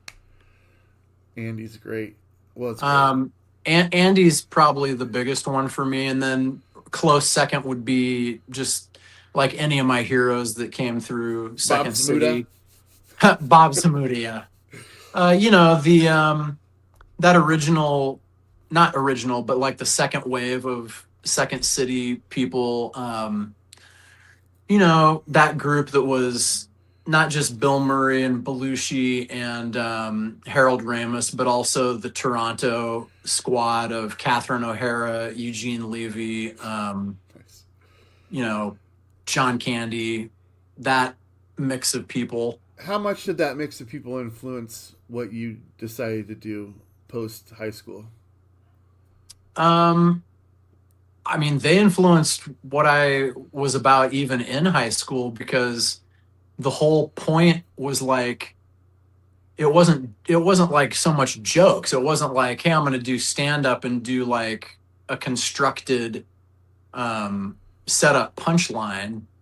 It was more about characters, and it was more about situations. And since the approach was improvisational, watching SCTV and watching somebody like Kaufman, who's kind of comedy, yeah, but also almost a performance artist and kind of a Dadaist, absurdist approach, was like, oh, there's more ways into this than just, can you write jokes? If you happen to be somebody who does voices or characters or weird behaviors, that was like an I mean, that was a Yeah. dick move. that was like an entryway. So I would say they were a big influence on even what I was into in high school, probably. So you were part of a troupe, actually. A Yeah. group of people, the Weisenheimers, I believe they were called. And Yeah. that goes all the way back to high school, yeah? Yeah. And Yeah. you guys did paid gigs in high school. Yeah. Was it kind of terrifying getting outside of that group and becoming an individual as opposed to having other people to rely on? It wasn't, well, aside from just, I've never done this really before. No, because in the Weisenheimers was an improv group, but it was more like a band too, because there were four of us. We grew up together as teenagers. from the time we were like 17 to the time we were in our mid to late 30s, you know, we were touring around and doing colleges and clubs and tons of corporates and stuff. And so it was really more like 4 individuals all had their breathing space in that group. And it was, so it wasn't hard in that sense because it wasn't like you didn't know who you were outside of it. Okay. It was, I think the hard part about it was like just more logistically, like, oh, instead of being a band or an improv group or a team for 45 to 60 minutes, it's just I have to figure out if I can carry 45 to 60 minutes on my own now. But it wasn't really like, who am I now? I don't think. The thing that I'll bring up kids in the hall, right? 4 guys. Yeah. You know, and there's always, who's your favorite kid in the hall? You know, did you guys ever have that kind of competition where you were trying to be the favorite of the base? Weirdly, no, because each one of us brought such a different sensibility into the group. And that was what was really special about that group to me was, there were 4 distinct people in it. I was kind of, my role was kind of like the ultra positive, like affable, complete goofball, you know, like, oh, that dude's very congenial, but also real wild. And then Monty was this curmudgeonly, beyond his years kind of skeptic, who was like real good at voices and stuff.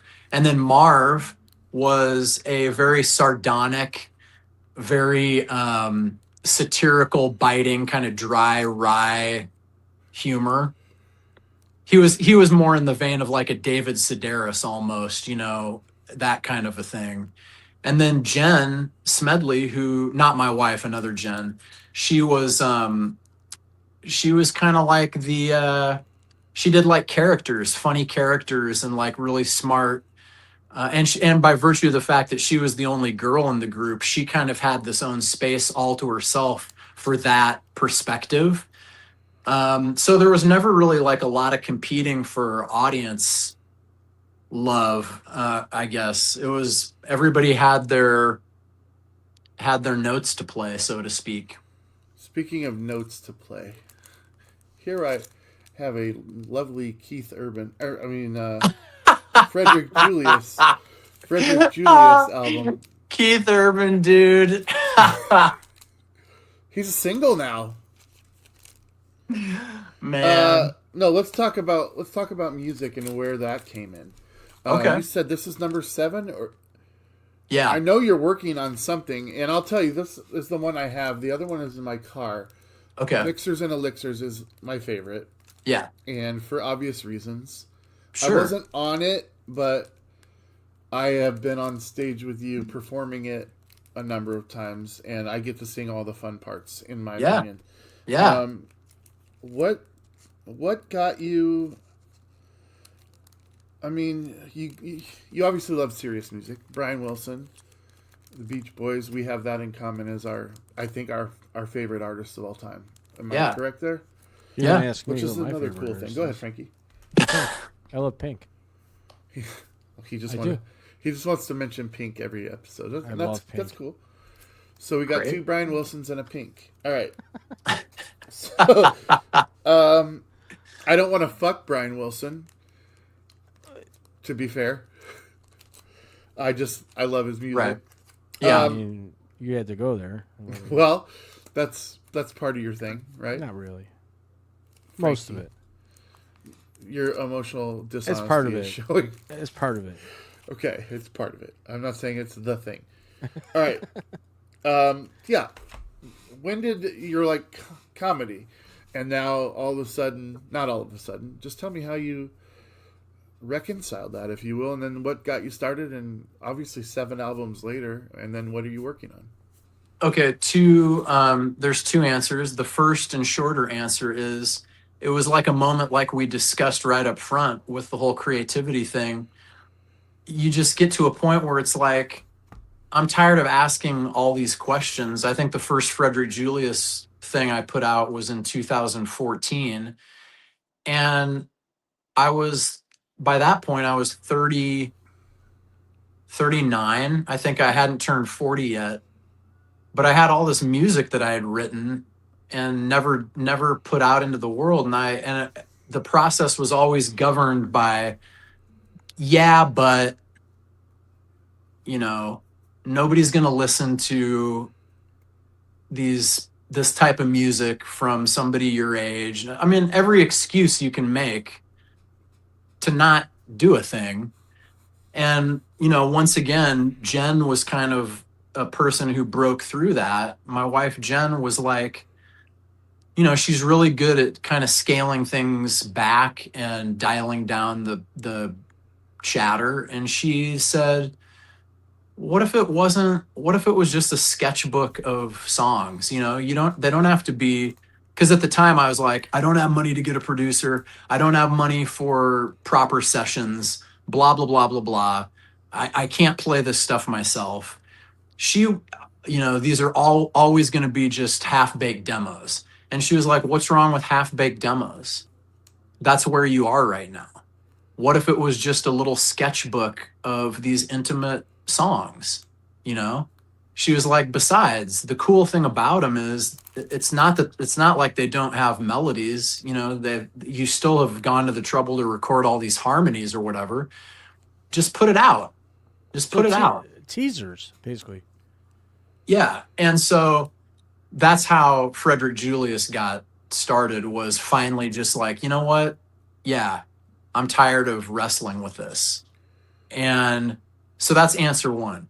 Answer two just goes back to when I was a kid, before I ever had aspirations to do comedy as a thing. My whole thing was like, I want to make records. I want to figure out how to make records out of these songs that me and my brother come up with. And so it was a process of like trying to figure out how to do that. That was like our passion. And the weird thing was, I somehow fell into doing the comedy thing, you know, before the music could do anything. And so because that became kind of like how I was, like a job pretty early on, I always felt like, oh, I got to pay attention to that. But the weird thing about the comedy was I always gravitated towards doing comedic music, and whatever it was. Yeah. I mean, my approach to comedy is like, yeah, like put me in on funny songs, you know, and let me make up these songs or whatever. They've always kind of been intertwined, I guess. And 2014, and my brother and I were always doing projects together. Shout out to Mike. Yeah, shout out to Mike, baby. And so that's kind of how Frederick Julius came about. It always was there. It just took a long time to get loose enough to do it. So I don't remember.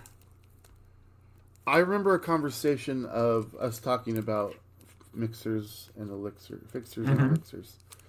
And I don't remember how it came about, but at one point you said, do you know anybody that would be able to play this? And I'm like, boy, do I. I'm like, why? But why are you asking me? That's I still, like, I don't understand how I lucked into being able to do this material with you. I don't know that I had like an agenda as far as like, do you, but I know that, you know, I had listened to Kill Bosby enough. And maybe, I don't know if it was like shortly after we kind of reconnected or in the back and forth before. But somehow you had shared with me some stuff you were working on too. That was, I mean, the Kill Bosby stuff would have been enough. Maybe there was a Nomad project or something that you had released too that I was listening. The river. But I think it may have just naturally emerged from the fact that I was like, well, this guy writes stuff with harmonies and really good melodies and hooks. So maybe it came from that of like, do you know anybody? The assumption was, he's probably not going to take the time to get involved himself, but he might like know some people That's who so would be funny. That's who so would be funny good for because this. as he's asking me, I'm thinking, how do I sneak my foot in this door? Well, Knowing Well, that when you said I'd be down for it, I was like, oh wow, great, that's awesome. Because the stuff I'd listened to that you guys had made, and that you had written, I'm like, oh yeah, he can sing harmony parts and handle the playing and singing and all that stuff. So yeah. Anyway, guys, this is Lonely Boy. I want an Yeah. autograph copy. This one is a much more, I don't want to say grounded, but it's a very emotional, yeah, and I can tell it's more closely tied to the heart. And that's not to say that your other projects don't have heart, but this one really does cut a little bit deeper yeah, into Matt Geiler. But there's this, Fixers and Elixirs, and then there's apparently 5 before this. I think most of the stuff that you would want people to hear is going to be on Apple Music, iTunes, Yeah. and all that stuff. Sweet. It's Frederick Julius. yeah. I'm not even going to have him explain the name because it doesn't matter. Just Frederick Julius. Please check this out. Matt, I got one more thing that I would like to ask you about before we let you off the hook. Are you down? I'm down. And this is for Frankie. Okay. He's got to hear this story. Oh my god. He's got to hear this. He's got to hear your Michael Jordan. Maybe it's for me. Maybe it's for Okay. me. But I like Frankie, telling this it, is so it's great. a good story. All right, so to set it up, Yeah. Hanes signed Right. Michael Jordan as their spokesman for their underwear brand, for their men's underwear brand. Yeah. And at some point, they decided that they were going to make a gimmick out of having no tags. Yeah, Like your tagless, underwear baby. socks have tags, your shirts Best have ever. tags. So, tagless. Now, take it away, Matt Geiler. How did you become involved with tagless Hanes underwear and Michael Jordan?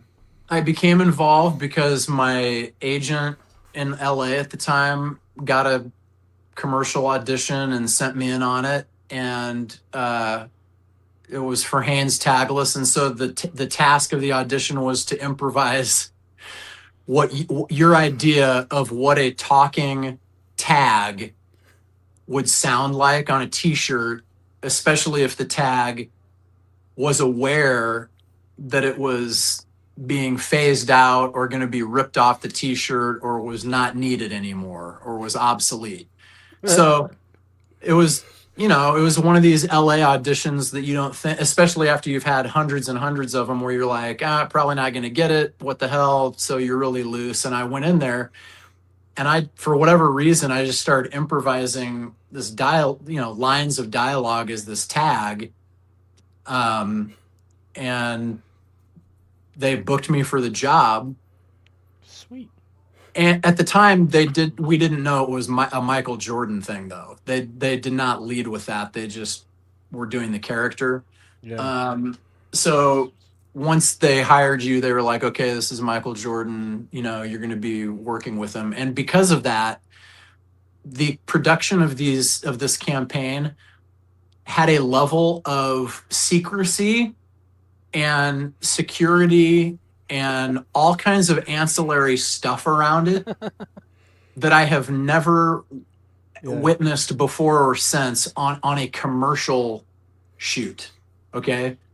So I get hired to do it, and it's a voiceover thing. So I'm not assuming that I'm going to be on the set. I'm assuming my work's going to be alone in the studio.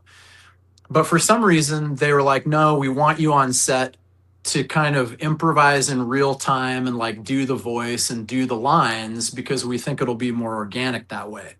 So I get to show up I think we shot 3 or 4 of these things. So I get to show up to all these. And they sit us down in the beginning in this theater in Santa Monica on the first day. And they're like, they have this guy who's associated with Jordan come out, and he's really stern. And he's like, for those of you who don't know, there are rules that have to be followed when Mr. Jordan is on set. I'm going to read them to you now so that we don't have any, trouble later on. Theater of 70 people, cast, crew, all these people is like dead silent. He's like, and they're literally a list, and they include things like, you may not make eye contact with Mr. Jordan once he is on set. What? You may not be within 10 feet of Mr. Jordan for any reason at any time unless he or one of his representatives invites you. I mean, it was a litany of this kind of stuff. Like, Jeez. basically, head Dude, down, don't acknowledge, like, just, and whatever. So that protocol is in place. The first day, I think we were shooting in an office building, and the spot was, I'm singing a bunch of annoying 80s songs as this tag. And because of how they have this set up, every camera setup that they have, whether it's a close-up on him or whether he's coming into frame, I'm standing by the camera in this dumb voice that I'm doing for hours on end. That's awesome. Singing like Material Girl or whatever. They're trying to suss through what potential tunes they might have this tag sing, which they didn't end up using anyway. But for literally like 4 hours, I'm like, doing this. The next day, we're shooting in a backyard in Hollywood of this house. Same kind of deal. Jordan comes up to me before we start shooting. He walks right over to me when he comes into the Did you backyard. put your head down? I did. I was like kind of like I was like this. He comes over to me. He's like, hey, man, you going to be singing anymore today? You going to be doing that singing thing? And I was like, no, actually, it's a whole different thing today. So no singing. And he was like, good, man, because I couldn't get that damn song out of my head when I went to bed last night. Sweet. I was Sign like, here. I apologize, Michael Jordan. I said that to him. I was like, I'm sorry, Michael Jordan. I did not mean to disrupt your sleep. He's like, no, man, it's all good. It's okay. But that was pretty annoying. I What a was jerk. like, totally get it. In the backyard, it was even weirder because he had his manager there with him. And like, if you needed to, even if you were crew, like if you needed to like drop a body mic on Michael Jordan so that you could get audio, you had to ask his manager if it was okay to put the microphone on him. Then she'd literally walk in this tiny yard, like 5 feet over to him and like whisper on him, Michael, they want to put a mic on you. Is it okay if they come over? And like, we can hear you. Like everybody can hear. Like we're all crammed into this tiny yard in Southern California. So it was this weird shoot like that. And at the end of that day, I don't know, he was amused or something by, oh, that's the other thing. He had security that was always moving, and like the president, like Michael is on the move or whatever, So it was phase Service. moving. Yeah, it was totally ridiculous. But then he also had a truck on set filled with Jordans, boxes of shoes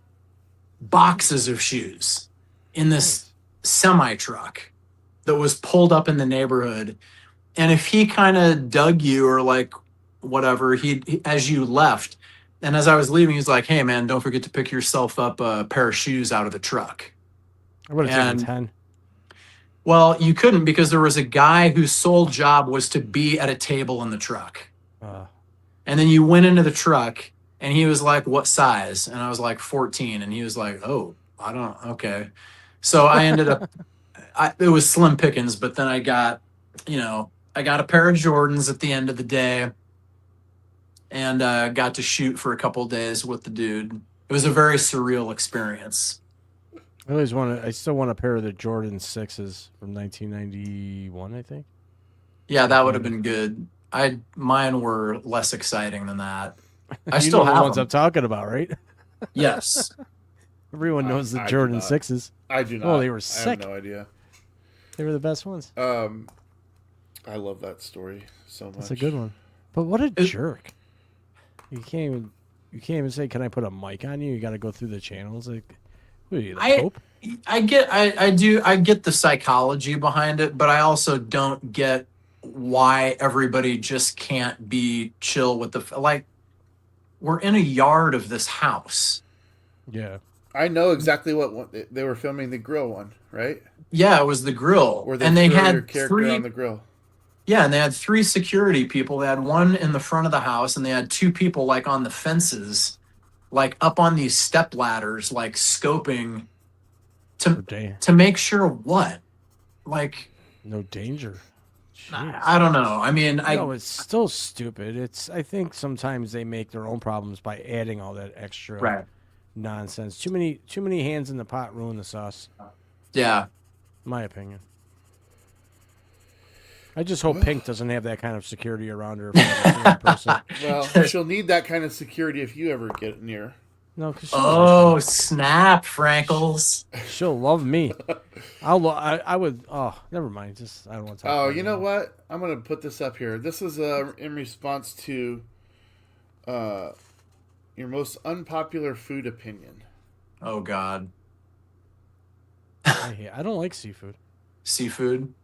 Yeah. And I'll just say this is the dumbest. This is the most unpopular opinion. That's just dumb. That's What? dumb. I do like some seafood. Do you? Oh yeah. All right. Well, that was Matt Geiler. Matt Geiler, you spent way more time than we deserve, for sure. Can I say one thing? Yeah. Of course. Matt, I did have an opportunity to kind of look around a little bit. Did you talk about the 402 Arts Collective at all? Oh, I didn't. That's a place that I Yeah. do some teaching out of, just for people who are like interested in, voiceover or musical improv, any of that kind of stuff. I try to kind of connect with people and work with them that way. But yeah, they do lessons, but they also do like coaching situations too. So I try to get some of that work on my plate as well. Because that's something like, for me, something I would be interested in, and to work with a professional like you, and for you to offer workshops, I guess you could call them, right? Workshops. Yeah. And I'm looking at it right now going, this is pretty cool stuff. Like, I would love. I wish I would've like thought of doing it it just because when I was starting out, you're figuring this out as you're Yeah. doing it, and you don't really have anybody to say, like, when you get into a studio in a commercial situation, here's Right. how that's going to go down, so that Right. you're prepared for anything like that. Just something that kind of prepares you ahead of time, so you're not learning on the fly. Well, that's why I wanted you to bring it up, because I appreciate things like that. I have a couple friends of mine, one of which did the comedy course with me, where he does different workshops for different forms of comedy, different parts of the business, to Yeah. prepare you if that's something you definitely want to do. And Yep. it's really, it can go one or two ways. Either this is a wake up call, I'm making money to teach you how it really goes, or you're going to be like, that ain't for me. Because Right. a lot of people don't realize the work that goes into even just doing stand up comedy. Yeah. Not just standing up there telling jokes. It's a skit. It's hard to do. When I took that Yeah. class, it was eye opening. Yeah. I still have my stand up comedy Bible, so that's why I wanted. Oh, to by mention- Judy Carter? Is that who you did it with? No, I did it with. You might actually know him. He Stephen Kimbrough. Oh, okay. Goes by I Ralph. don't know him personally, but I know that name though. Yeah, he's been in the comedy clubs from Beverly Hills, Los Angeles, all the way out to New York City, Comedy Chateau. Nice. And he works with Paul Vato. Paul Vato, ring a bell. He was on Mad Yeah. TV and all that. Yep. So yeah, I got a lot of my comedy networking through those guys in particular. But I Sick. like workshops. I love learning. I love that you do this, because there are young people of my age, people that just really want to do something but have no direction. And that gives them the opportunity to get that direction. So that's pretty cool. Thanks for telling us about it. Yeah, man. Matt sure. Geiler, what you have? You're still currently doing mixtape. When's the? Yep. So a lot of the people that are viewing this will be in Omaha and surrounding areas. So where and when is the next mixtape? And then what else? Anything that you want to talk about? What you're doing right now before you head out? That people Next can take a look at. mixtape is every last Saturday of the month. So whatever, I think it is on the 31st this month is the last Saturday of January. 7:00. It's the back line downtown Omaha, which is kind of a nice little intimate improv comedy venue. Seats about 85 people. We usually get a really good crowd down there, and it's just a free-for-all musical improv set. And so that's coming up on the 31st of January. And other than that, man, I just finished an animated short that's like I don't know for certain, but I think it's probably going to be screening at the Omaha Film Festival. So look for that. It's a short called Bunny and Bear. It's about a neurotic bear who moves in with a world weary bunny, and then they navigate cohabitation problems together. Sounds like me and my second wife. Yeah, relationship stuff with the layer of animals. Yeah, well, we were animals, so it helps. But yeah, other than that, just working on some new Frederick Julius music and doing gigs and For you. doing the thing. Yeah. For you, man. Have you gotten together with the guys recently? I have not. I think it's been a while. It's been a while since we had because I think the last like live gig was maybe might have been like a year ago for something at the Reverb, but it was opening for somebody. It was opening for Taylor Stein's band. Oh, I thought you were going to say Swift. Oh, because you may not know this, but Frankie has Dislike. a unwarranted dislike Yeah. for Taylor Swift. Wow. You know what, Matt? I've learned in the last decade or so, and this is being serious, that I went so many years without going with my gut feeling and intuition on things and on people, and my gut just doesn't care for what she represents, and I don't know why. I can't pinpoint it. I don't think she's a bad human being. I just dislike her, just her overall persona, her appearance, the way she acts and behaves, and my gut tells me that she's not my kind of people. Pink, on the other hand, is my kind of people. Totally valid. Though I don't hate her, just not my cup of tea. I'm No, not a it's Swiftie. an unwarranted dislike. It's is not what it is. unwarranted. I'm allowed to not like her. She literally stands for like the exact same things that Pink does. But I Pink digress. does it in a You're- better way. I want the remainder of this show after I leave for you guys to escalate it into like a digital brawl. So you have seen the show. Here's the thing. You know why Dames does this show with me? Because he knows that I'm 11 hours away from him.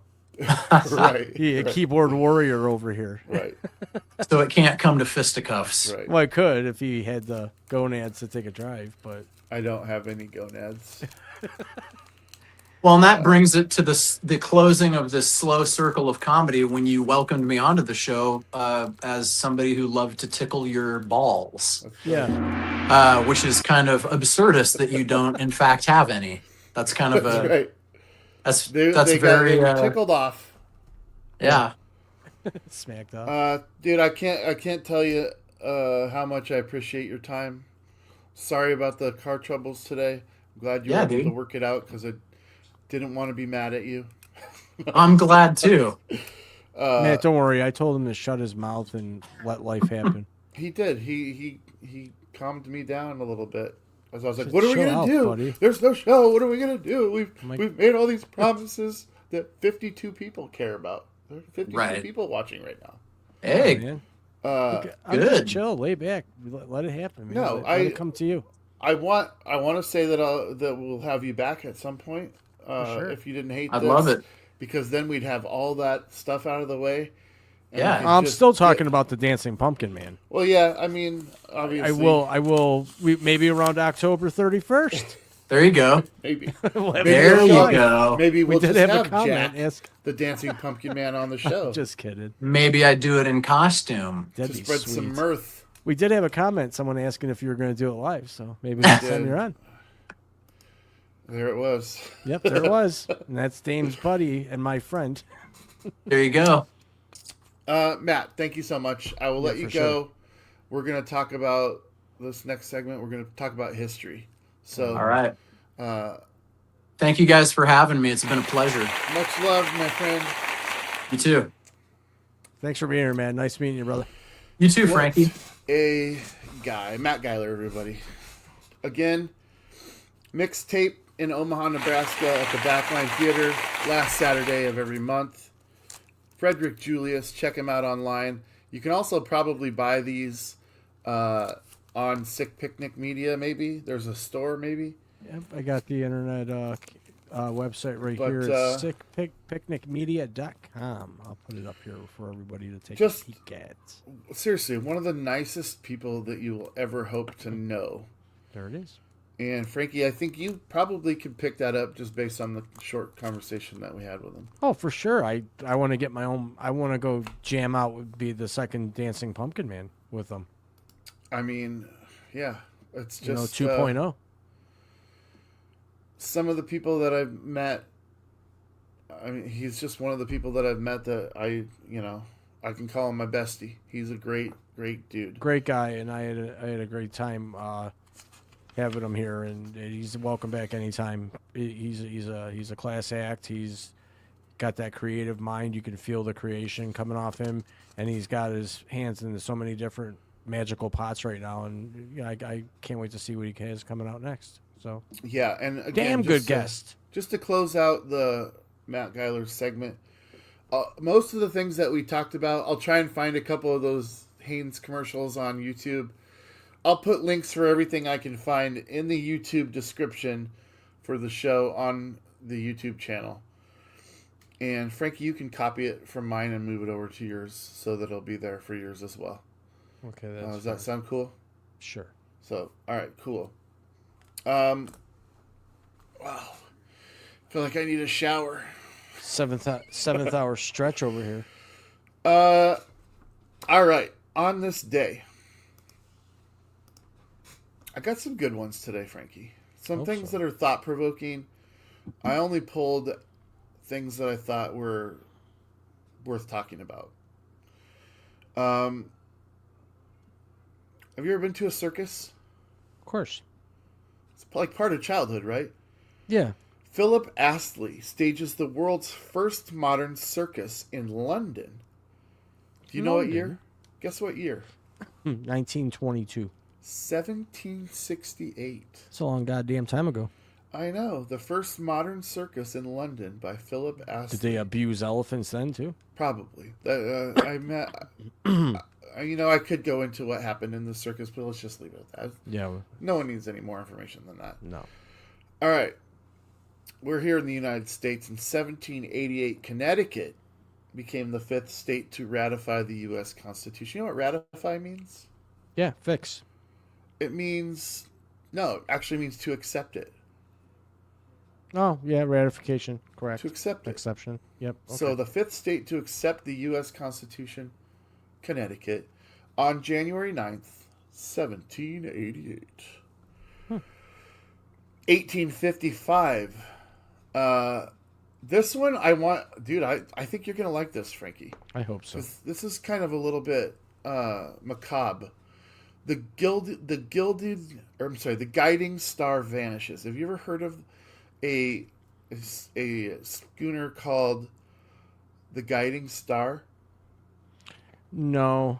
So I I'll tell you a haven't. little bit about it. There was 543 passengers on this ship, 62 crew members, and 481 passengers. It was a large British clipper ship that set sail from Liverpool on January 9th, 1855. And it was going to Melbourne, Australia, carrying, like I said, roughly 481 passengers along with the crew. Most of them are immigrants seeking a new life in Australia. After departing England, it was last sighted on February the 12th of 1855 in the South Atlantic Ocean. It vanished without a trace. Ooh. There was Bermuda no Triangle confirmed style. wreckage ever found, no survivors. Contemporary reports and later research suggest that the vessel likely encountered a massive ice field, Titanic. just like Titanic. But again, no wreckage, no knowledge of what happened to that ship after. Well, there February wasn't the any 12th. technology or anything there either. So Yeah, I mean, it was all wood, 1855 probably. we're talking about, but Yeah, it just was a long time. vanished from existence. That's It crazy. happens. I thought that was worth talking about. Yeah, 543 souls Good news. vanished. Yeah, that's one of the biggest tragic maritime disasters and disappearance-wise, Interesting. for sure. 1861. I know you've heard of Fort Sumter in the Civil War. Yes. 1861, January 9th, the Battle of Fort Sumter. Now, what this is interesting too, because this was like the defining start of the Civil War. The first shots were fired on January 9th, 1861. And here's what happened. There was a Union merchant ship called the Star of the West that was only bringing supplies to Fort Sumter. And it was attacked and shot by the South Carolina military just for trying to... And those were considered the first shots of the U.S. Civil War. Jeez. So, that's a big day in U.S. history. Yeah, sure. All right. You've got 1903. Frank Farrell and Bill Devery purchased the American League's Baltimore baseball team for $18,000. That's a lot of money at that time. It was. And you know what's even more significant about it? That team was moved from Baltimore to New York City and is now the New York Yankees, which are worth over $10 billion. Figures. So a lot of people don't know that the Yankees were originally in Baltimore, and that was 1903. So there you go. Yep. 1959. You heard of a Western series called Rawhide? Raw. Yeah. Rolling. Rollin'. Boy, my ass Rawhide. is swollen. It premiered on kettle. CBS January 9th, 1959. You know who was on that show?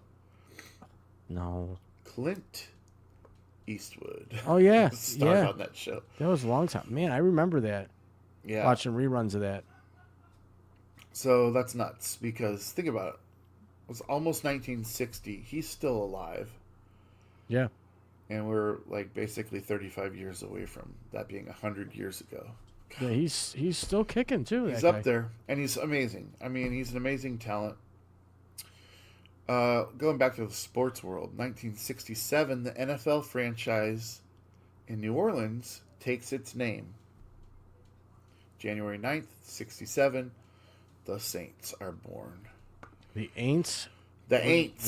They The were New born. Orleans Saints. The New Orleans. Sorry, any Saints fans. New Orleans Aints.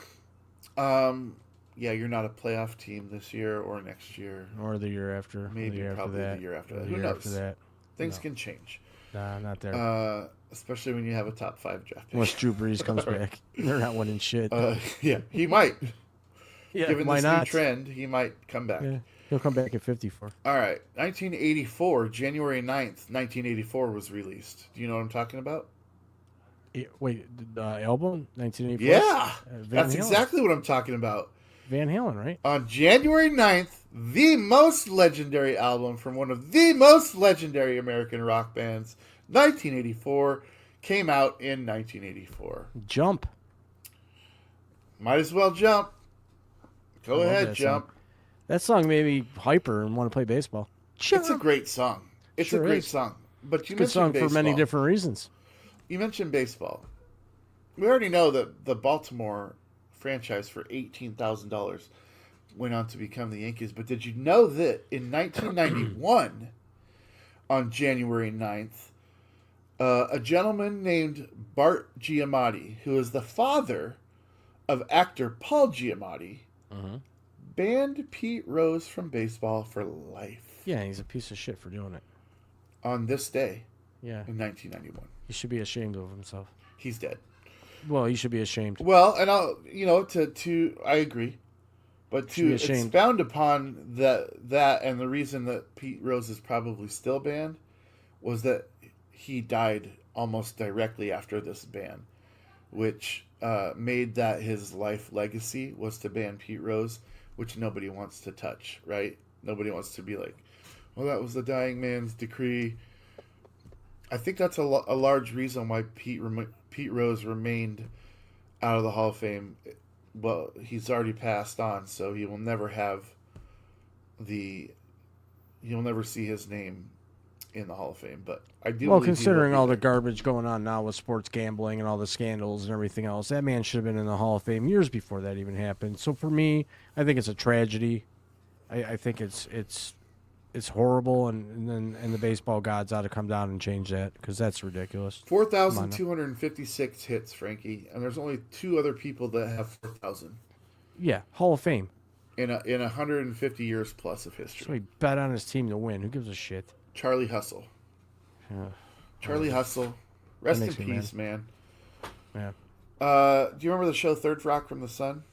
I never really cared for that show, but I do remember it. John Lithgow, Jane Curtin, Yeah. Kristen Jones, and who's the kid? I don't know. What's his name? Come on. He's got 3 names. You're the one with the Joseph facts. Gordon-Levitt. Of course. Yeah. That debuted January 9th, 1995. It's a long time ago. It is. Doesn't seem like it was that long ago, but No, it doesn't. When you get older, things seem to go quicker. NBC, WNBC. WNBC. Take vomit. 2000, the year 2000, Dan Marino played his last game Yeah, in T.O. would love professional this fact. football on January 9th, 2000. Guess who he beat? The Bills. Oh, the Seahawks. Oh, well. 20 to Better, 17. better He you won. than me. He beat Too Seattle. bad T.O. wasn't here for that. He's a huge Dan Marino fan. Yeah. Maybe he is. I don't know. He was here earlier. He had to go to work. And then the last thing I've got, in the interest of keeping these short and as focused as possible, you guys also let us know what you think. If you hate this segment, that's cool. I don't care.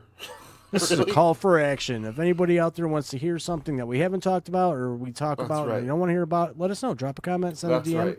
wherever you may be listening or viewing. Back to you, Dames. 2007.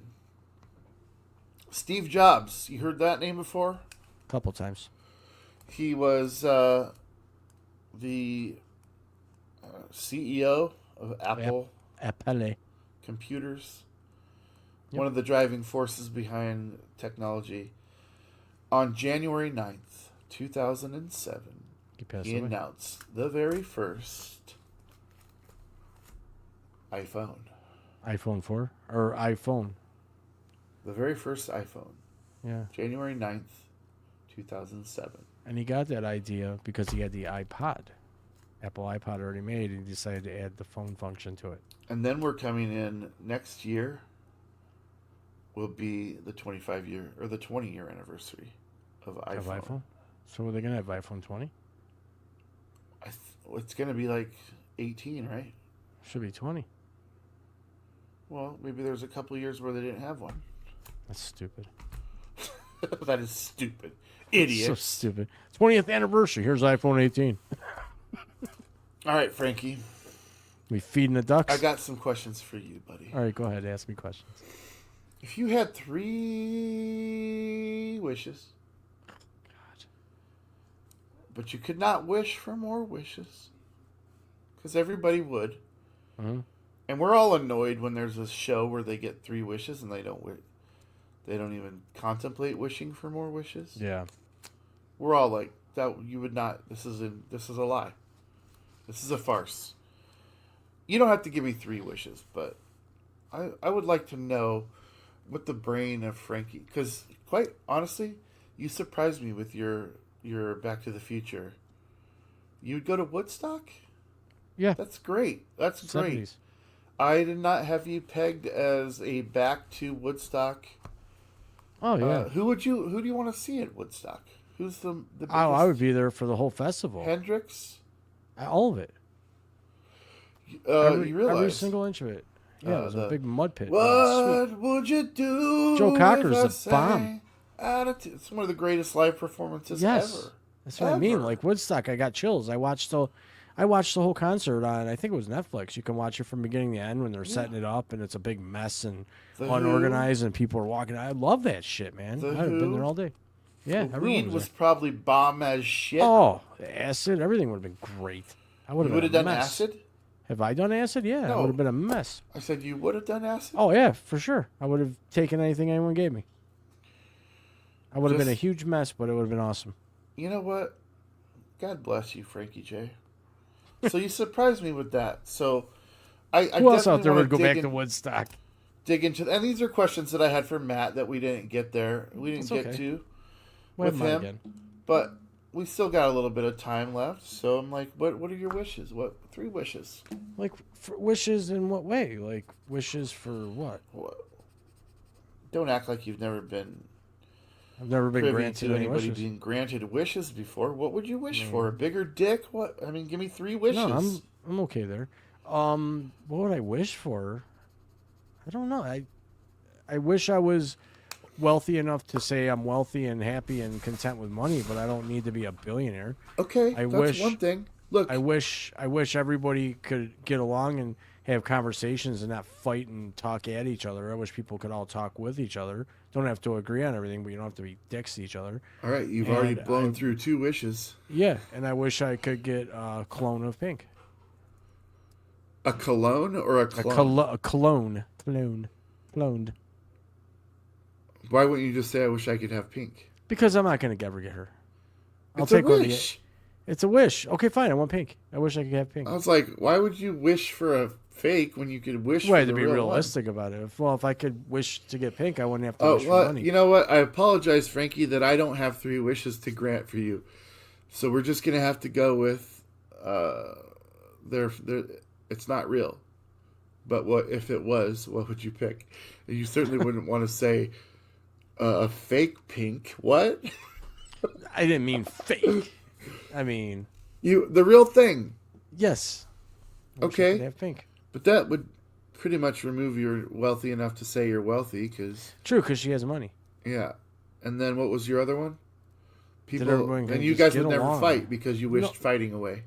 Well, you So don't it's have to fight perfect. to have a conversation. Disagree all you want, but you don't have to be dicks to each other. It's like boundaries, you know? I wish there was more boundaries. That's perfect. And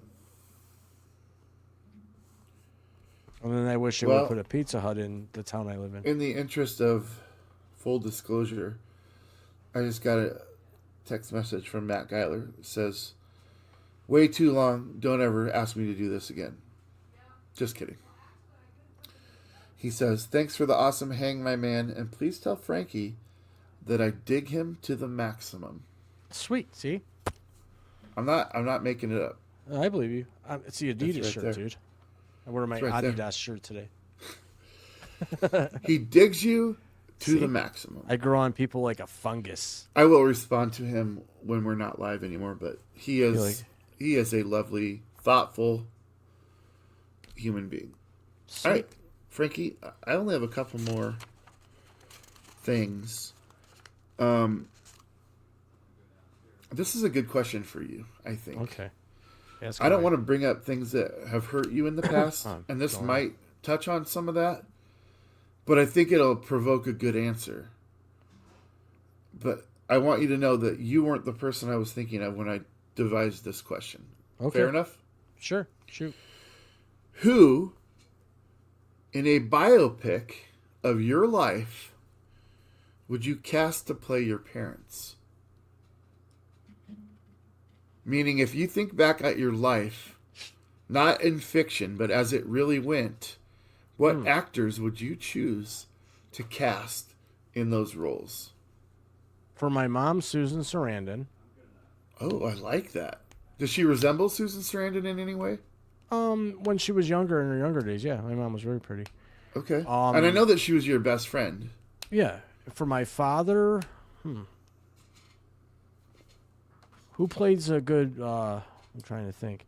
Ray Liotta as a badass piece of shit, a monster. Dude, see, and here's the thing, Frankie. I thought you were going to be like, well, that's a tough question. I need to... But you didn't pull any of that garbage. No. You got right to it. These are great answers, by the way. I don't know your parents, but... Well, my mom was awesome, and my dad is still currently a piece of shit. So... But, and Ray Liotta is awesome, to be fair to Ray Liotta. But he plays a great piece of shit. He could play a great piece of shit. You're He's right. talented, yes. You're right. Very good. That's why I picked him, because he can look scary, too. I do want to know, because I know Matt's mom, and I know Matt is not in good terms with his father, but I would love to have that answer from him, by the way. Maybe he'd probably be a little more soft about it than me. I was like, next time he's on the show. Yeah. No, he will very well let you know where he stands on that. Good show today. I got one more for you. Okay, ask away. We'll fuck off for the day. Fine. Do you follow or subscribe to any conspiracy theories? No. None? Do I subscribe to? No, I would never pay to subscribe to a conspiracy. I mean, do you believe in or follow? No, subscribe? Not really. No. There's sometimes I think things are fishy. Things might be fishy, but I need full proof. And conspiracies never really provide the full proof. You never get the real story. So that's my answer to that. Common conspiracy theories. Let's see where you're really at. Because I think that you lied just now. I did not lie. I don't think you lied on purpose, but I think that there's probably some things. Would you buy some gadget? Do you think JFK was shot by Lee Harvey Oswald? I don't know. I wasn't there. Do you believe that there may be an alternate explanation for it? Considering I'm not a forensics expert or somebody that can recreate that exact moment in time and everything behind it, I really have no right to provide my opinion. I think that he was assassinated and it was tragic. And I think that's probably why you never see a convertible presidential car anymore. I agree with that assessment, but I don't believe that we'll ever know what truly happened. But I don't believe we do know what happened. He was assassinated. Yeah, but I don't. You didn't let me finish. Okay. I don't believe it went down the way that we're told that it went down. Okay. I mean, there could be some cover-ups and some bullshit going on, but I wouldn't be able to sit here and give you any expertise. All right. What about the moon landing?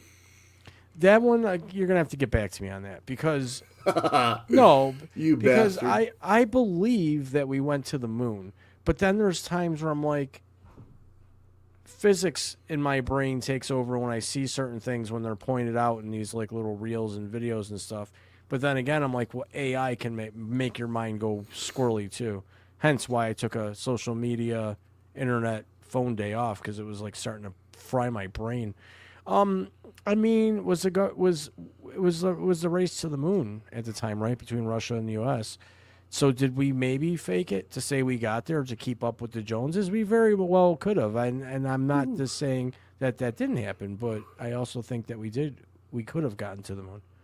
I don't know, but then that there's a deeper conspiracy theory within that conspiracy theory that Stanley Kubrick actually filmed the footage of the moon landing. Yeah, I heard something about that. But what a lot of people don't understand is that there was 3 astronauts and only 2 of them got on the moon. There was one that was still orbiting in the main ship that was doing the camera work and all that stuff. So, I think for something that big, yeah, there's a lot of people that would need to be involved. And but we'll never know. There's no way that secret gets kept for that long. So I believe we landed on the moon. It'll come out soon. I mean, if it's a true conspiracy, eventually it will come out. Well, I laughed at you because you're like, I need to get back to you on that. I'm like, it was 1969. There's nothing you're going to find in the next 2 days that you couldn't have found. No, I just got to talk to To. 9/11, was that an What about inside job? Oh God, that's no. I hope not. Right, but this is why I bring it up, because it's a very I think it was definitely planes that hit the building. I don't believe for a second there was explosives in the building like people are starting to say. I think that those planes were big and heavy enough to ruin the integrity of those buildings as strong as they may have been. I'd hate to say, yeah, I think it was an inside job. I hope it wasn't. But if you want my opinion, no, I think it was definitely terrorism, and they found a way to destroy us for that moment in time. So, no, I don't really think that was too much of an inside job. I think there's a lot of moving parts to this one. Does my brain move a little in the direction of inside job when people talk about how the building just collapses in on itself as it would if there was explosives involved? My brain does go that way a little bit, but you lose me when they start saying that there were no planes. And I'm like, motherfucker, I saw There them. was freaking planes that flew into the buildings There were people standing on the ground with phones. and cameras That watching the caught- plane hit the building. Planes absolutely hit this building. Now, are they the reason that it ultimately faltered the way it did? That I can get behind questioning that all day long. See, to me, there's all different theories on how that happened. Of course, you got people, oh, well, because I used constructs as a kid and I flew there's always going to be somebody that's going to try to debunk something. And I remember that morning like it was yesterday. I was home, I was off work, and my girlfriend called me and said, the Trade Center was just hit by a plane, and I turned the news on just as the second plane was hitting. I thought it was a replay of the first plane hitting. So I watched that TV from that very moment for like the next 72 hours straight and kept watching it over and over and over again. And I don't see anything in any of those replays that would indicate that that was an implosion. I think those buildings were hit by a plane. They fell the way they fell based on the way they were constructed in boxes. They were constructed in levels. So they fell each level at a time. I believe that. So you are probably more against conspiracy on this one. I think so, yeah. I think one of my favorite videos ever that I watched is when they imploded the Seattle Kingdom, and it looks pretty similar in a lot of respects. So my mind will be forever unsure of that until I hope there's he gets ever a arrested point. tonight. But I don't carry it as a... It's a tragic time in life. Let's put it that way. For sure. I mean, that day is forever embedded in my mind, and to people that had to live through that and be down there at Ground Zero. I mean, guys, how horrifying, how crappy. If it was an inside job, what a shame that our own country would do that to its own country. So, anyways, well, yeah. that's all I got to say about that. So, Area 51 and aliens, the remote U.S. Air Force base in Nevada, is widely believed to be to house a crashed alien spacecraft, and you actually see them portray this on the movie. What is it? Area. Oh, are you talking the Will Smith movie? Yeah, it's July 4th. Independence Day. Yeah. Yeah. I don't know what to think of this, dude. I think that's all bullshit. It's just a secret part of Area 51. It's just that highly guarded area that nobody's going to get into. You don't think they're working on advanced or suppressed technologies there? I mean, they could be working on stuff, but I don't believe in aliens. Oh, see, now we have to... Now I have to move the goalposts a little bit. Do you mind? Phew. Do you mind? Let me think about the expanse of outer space, Frankie. What about it? Think about it. How many stars there are out there that are just like the star that we call the sun? And we're talking like space is infinite. In all of that, you don't think there's one other star that has a solar system with planets that could potentially have life on them, and that this would be the only one in all of that space? I don't know. I think we're the only ones. In all of existence? Yes. Really? Yep. I want to know how your brain works, how your brain comes to that conclusion. I will get you the contact information to my psychiatrist, and I'll let you have that discussion. with him. Look, I'm not saying that they're here. I'm not saying that they'll ever be able to make contact. I'm saying that they're so far away that, I mean, I'm not they taking may a even walk have there. less So. technology than we do. I mean, could there be? Yeah, maybe, but I think there would have been some sort of sign or. How though? I don't know. I'm not there. It's not like they can throw a rock and say, "Let's see if this hits America." Well, that's my point. Like, So I don't know. We never will know. We just never will well, know. I'm We not know gonna what we say that know. either. I'm not going to say that either. Well, in my lifetime, I don't think we'll ever know. And it's safe to say that it's going to be a pretty big job to find out. What do you guys think? Let us know in the comments. Frankie, you want to give your little spiel about what to do with the show and like it and share it and what? Yeah. First and foremost, thanks to everybody out there watching on Twitter, YouTube, and X. Or I'm sorry, Facebook. Excuse me. Thanks for viewing. If you could like and share the show out, we appreciate it. It does help us. We appreciate you all being here, and we look forward to being here 3 days a week for a few hours and having guests each and every time. So we appreciate it. Yeah. All right. Now I'm going to ask you some. No, I'm not ready to do that yet. We got 5 minutes. That was a screw up, by the way. Is Elvis still alive? No. You don't think he faked his death to get away from fame? Nope. What about, is Lady Gaga actually Avril Lavigne? No. She's Lady Gaga. Or not Avril Lavigne. What was her name? The other girl that looks like her. No, she's Lady Gaga. I could pick her out of a lineup. I think you told me this once, actually. No, that wasn't me. What's her name? Alicia Moore is Pink. No, I know the lady that died. That got really skinny. Geez. There's been a bunch of them, so I don't know. You're no help here. Let me- Well, you're the one bringing this up. You should have it in front of you. Well, Man, if you want to get technical. You can lean on me without that hard. Amy Winehouse is who I'm talking about. Okay. So what A about lot of people think that that Lady Gaga is Amy Winehouse. No. Definitely not. Definitely not. Have you ever heard of the Denver airport anomalies? I have. For those of you that haven't, theories suggesting that the architecture and the art at the Denver International Airport are evidence of an Illuminati meeting place. Yeah, it's so stupid. A secret new world order It's a sweet airport. headquarters. You're not down with that? No, I just think it's a sweet ass looking airport.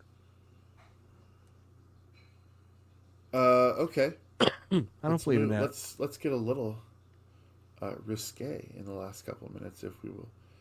COVID-19. The theories surrounding the pandemic include claims that the virus was a bioweapon, or a hoax, or a link to 5G technology. What are your thoughts on that? I just think it was a flu that was just a little worse than any other flu out there, and I think it was turned into a pandemic for political reasons, but that's my opinion. So do you think it was released on purpose? Oh, yeah, absolutely, for sure. What are the political reasons that you could Well, it foresee? just seemed to kind of sprout during the 2020 elections, because I remember the first known cases were in the middle of 2019, and then all of a sudden it was, COVID-19 for 3 years during the entire presidency. So I just think it was a political move. I think it was dirty. I hate getting into it because I don't really read a lot Because you into sound politics. crazy? Is that why? you hate No, getting I into just think it was a flu, and everybody and the people that were able to, your lead doctors in the country and in the world, were able to convince people that it was this thing that you had to stay away from everybody and everything, and it turned into a big shit show. And they wanted to get their grip on society. They wanted to let society know that we have you under control no matter what. No matter what you may think, we can control you. And they did. So I'm going to back up for a minute because I asked you specifically, do you follow any conspiracy theories? You said no. That's my theory. It's not a conspiracy. That's what That really is happened. that is a conspiracy because you can't prove that that's what happened. Well, I can't prove it, but it just seemed like the timing was And just right. I don't want you to feel like I'm attacking you at all. Oh, I don't. I I'm not completely worried. disagree with I'm you. not even afraid of COVID. But when you say it, I'm looking for like political. Who has the political? I mean, to gain what? We had a regime change here at home in the middle Right. of it, Correct. and I mean, you could say that the Democrats released it on Donald Trump because they knew he would fuck it up. He would fuck up the response, and that would lead to Biden being elected. But then you would have to know that Biden would have to deal with the repercussions of 20 or like 9% inflation, and that he would not be reelected because he couldn't do it. He wasn't going to get reelected. I just don't anyways, see. man. I don't see who had the advantage. Like who's releasing it? I don't for know political gain. what the dirty secrets are to politics. I just thought that the whole thing was a sham. I have an autoimmune disorder. Never once did I get COVID. I was sicker than a dog most times, but it just seemed like the ones that got COVID were the ones that believed it, and it was just stupid. It was just, to me, it Okay, was a stupid so time. you realize that millions segregated of people people. died. Did millions But of millions people of die people just die every because year Hold of on, the flu, let me man. ask the question. It's a flu. Did millions of people die because it was suggested that they would die? Is that what you're saying? I'm telling you that if you look at the numbers, they're pretty high each year of people that die just from your regular, ordinary flu, stomach virus. People die from the flu all the time. I But understand that, but this they don't is, look at the numbers as closely as they did when it was COVID because it was the media that took over on it. You don't see anything about media now. Look how many people died this year from the flu alone. Well, from this past year, 2025. I'll bet you it's pretty high, but you didn't hear about it. Why? Because it wasn't COVID. All right. I'm just going to give you this number. And keep in mind, I realize that a lot of death certificates did not reflect Correct. the certain things. I do get that. I don't think that was That was a cover-up conspiracy. because if someone died in the ER, they tagged them right away as COVID. Easier to file. Well, let's be honest here. If they had a heart attack while they had COVID, they were probably, listed as death from COVID. Correct, Right? and that's where it gets But dicey. that's not necessarily the way it is. I will cop to. But you had 7 million people die between 19 and 36 million deaths. That is way more than just a regular old happenings. Well, like I said, it just seemed. I don't know. You asked me. That's my opinion. I just think, I just I want to think have it a was- discussion with you. I think it was just kind of a scam. I never fully bought into it. It was funny how they had to do mail-in ballots when you could go 6 feet in a restaurant. You could stand 6 feet away from each other at the post office, the store, but you couldn't stand 6 feet away from each other at a polling booth or a polling station. I will say this. That was bullshit. Guys, I am liberal as Nonsense. fuck. I really am. Nonsense. But I was never a fan of telling people that they can't go anywhere. Like that to me is That was what the was shit silly that I about it. fight against. That's the shit that I fight against. Yeah, I still went places. I didn't care. I went out. well, I I'll didn't tell wear a you. mask. There was a concert. I went to see Eddie Vedder with my friend Bob in Chicago. You had to, if you went anywhere in any public building in Chicago, you had to provide your vax card stating that you had your vaccinations or they wouldn't let you in. And that was the entire city of Chicago. Yeah. And you had to wear masks pretty much at all until you were at your table. And like you just weren't going somewhere if you didn't abide by those rules. And I'm not a fan of that, but if you live in this country and you say private businesses have the right to let whoever, you have to, like, if that's what they want to do. I'm sure there were places in Chicago that were like, fuck that. We're not going to obey this city ordinance, and they would let people in.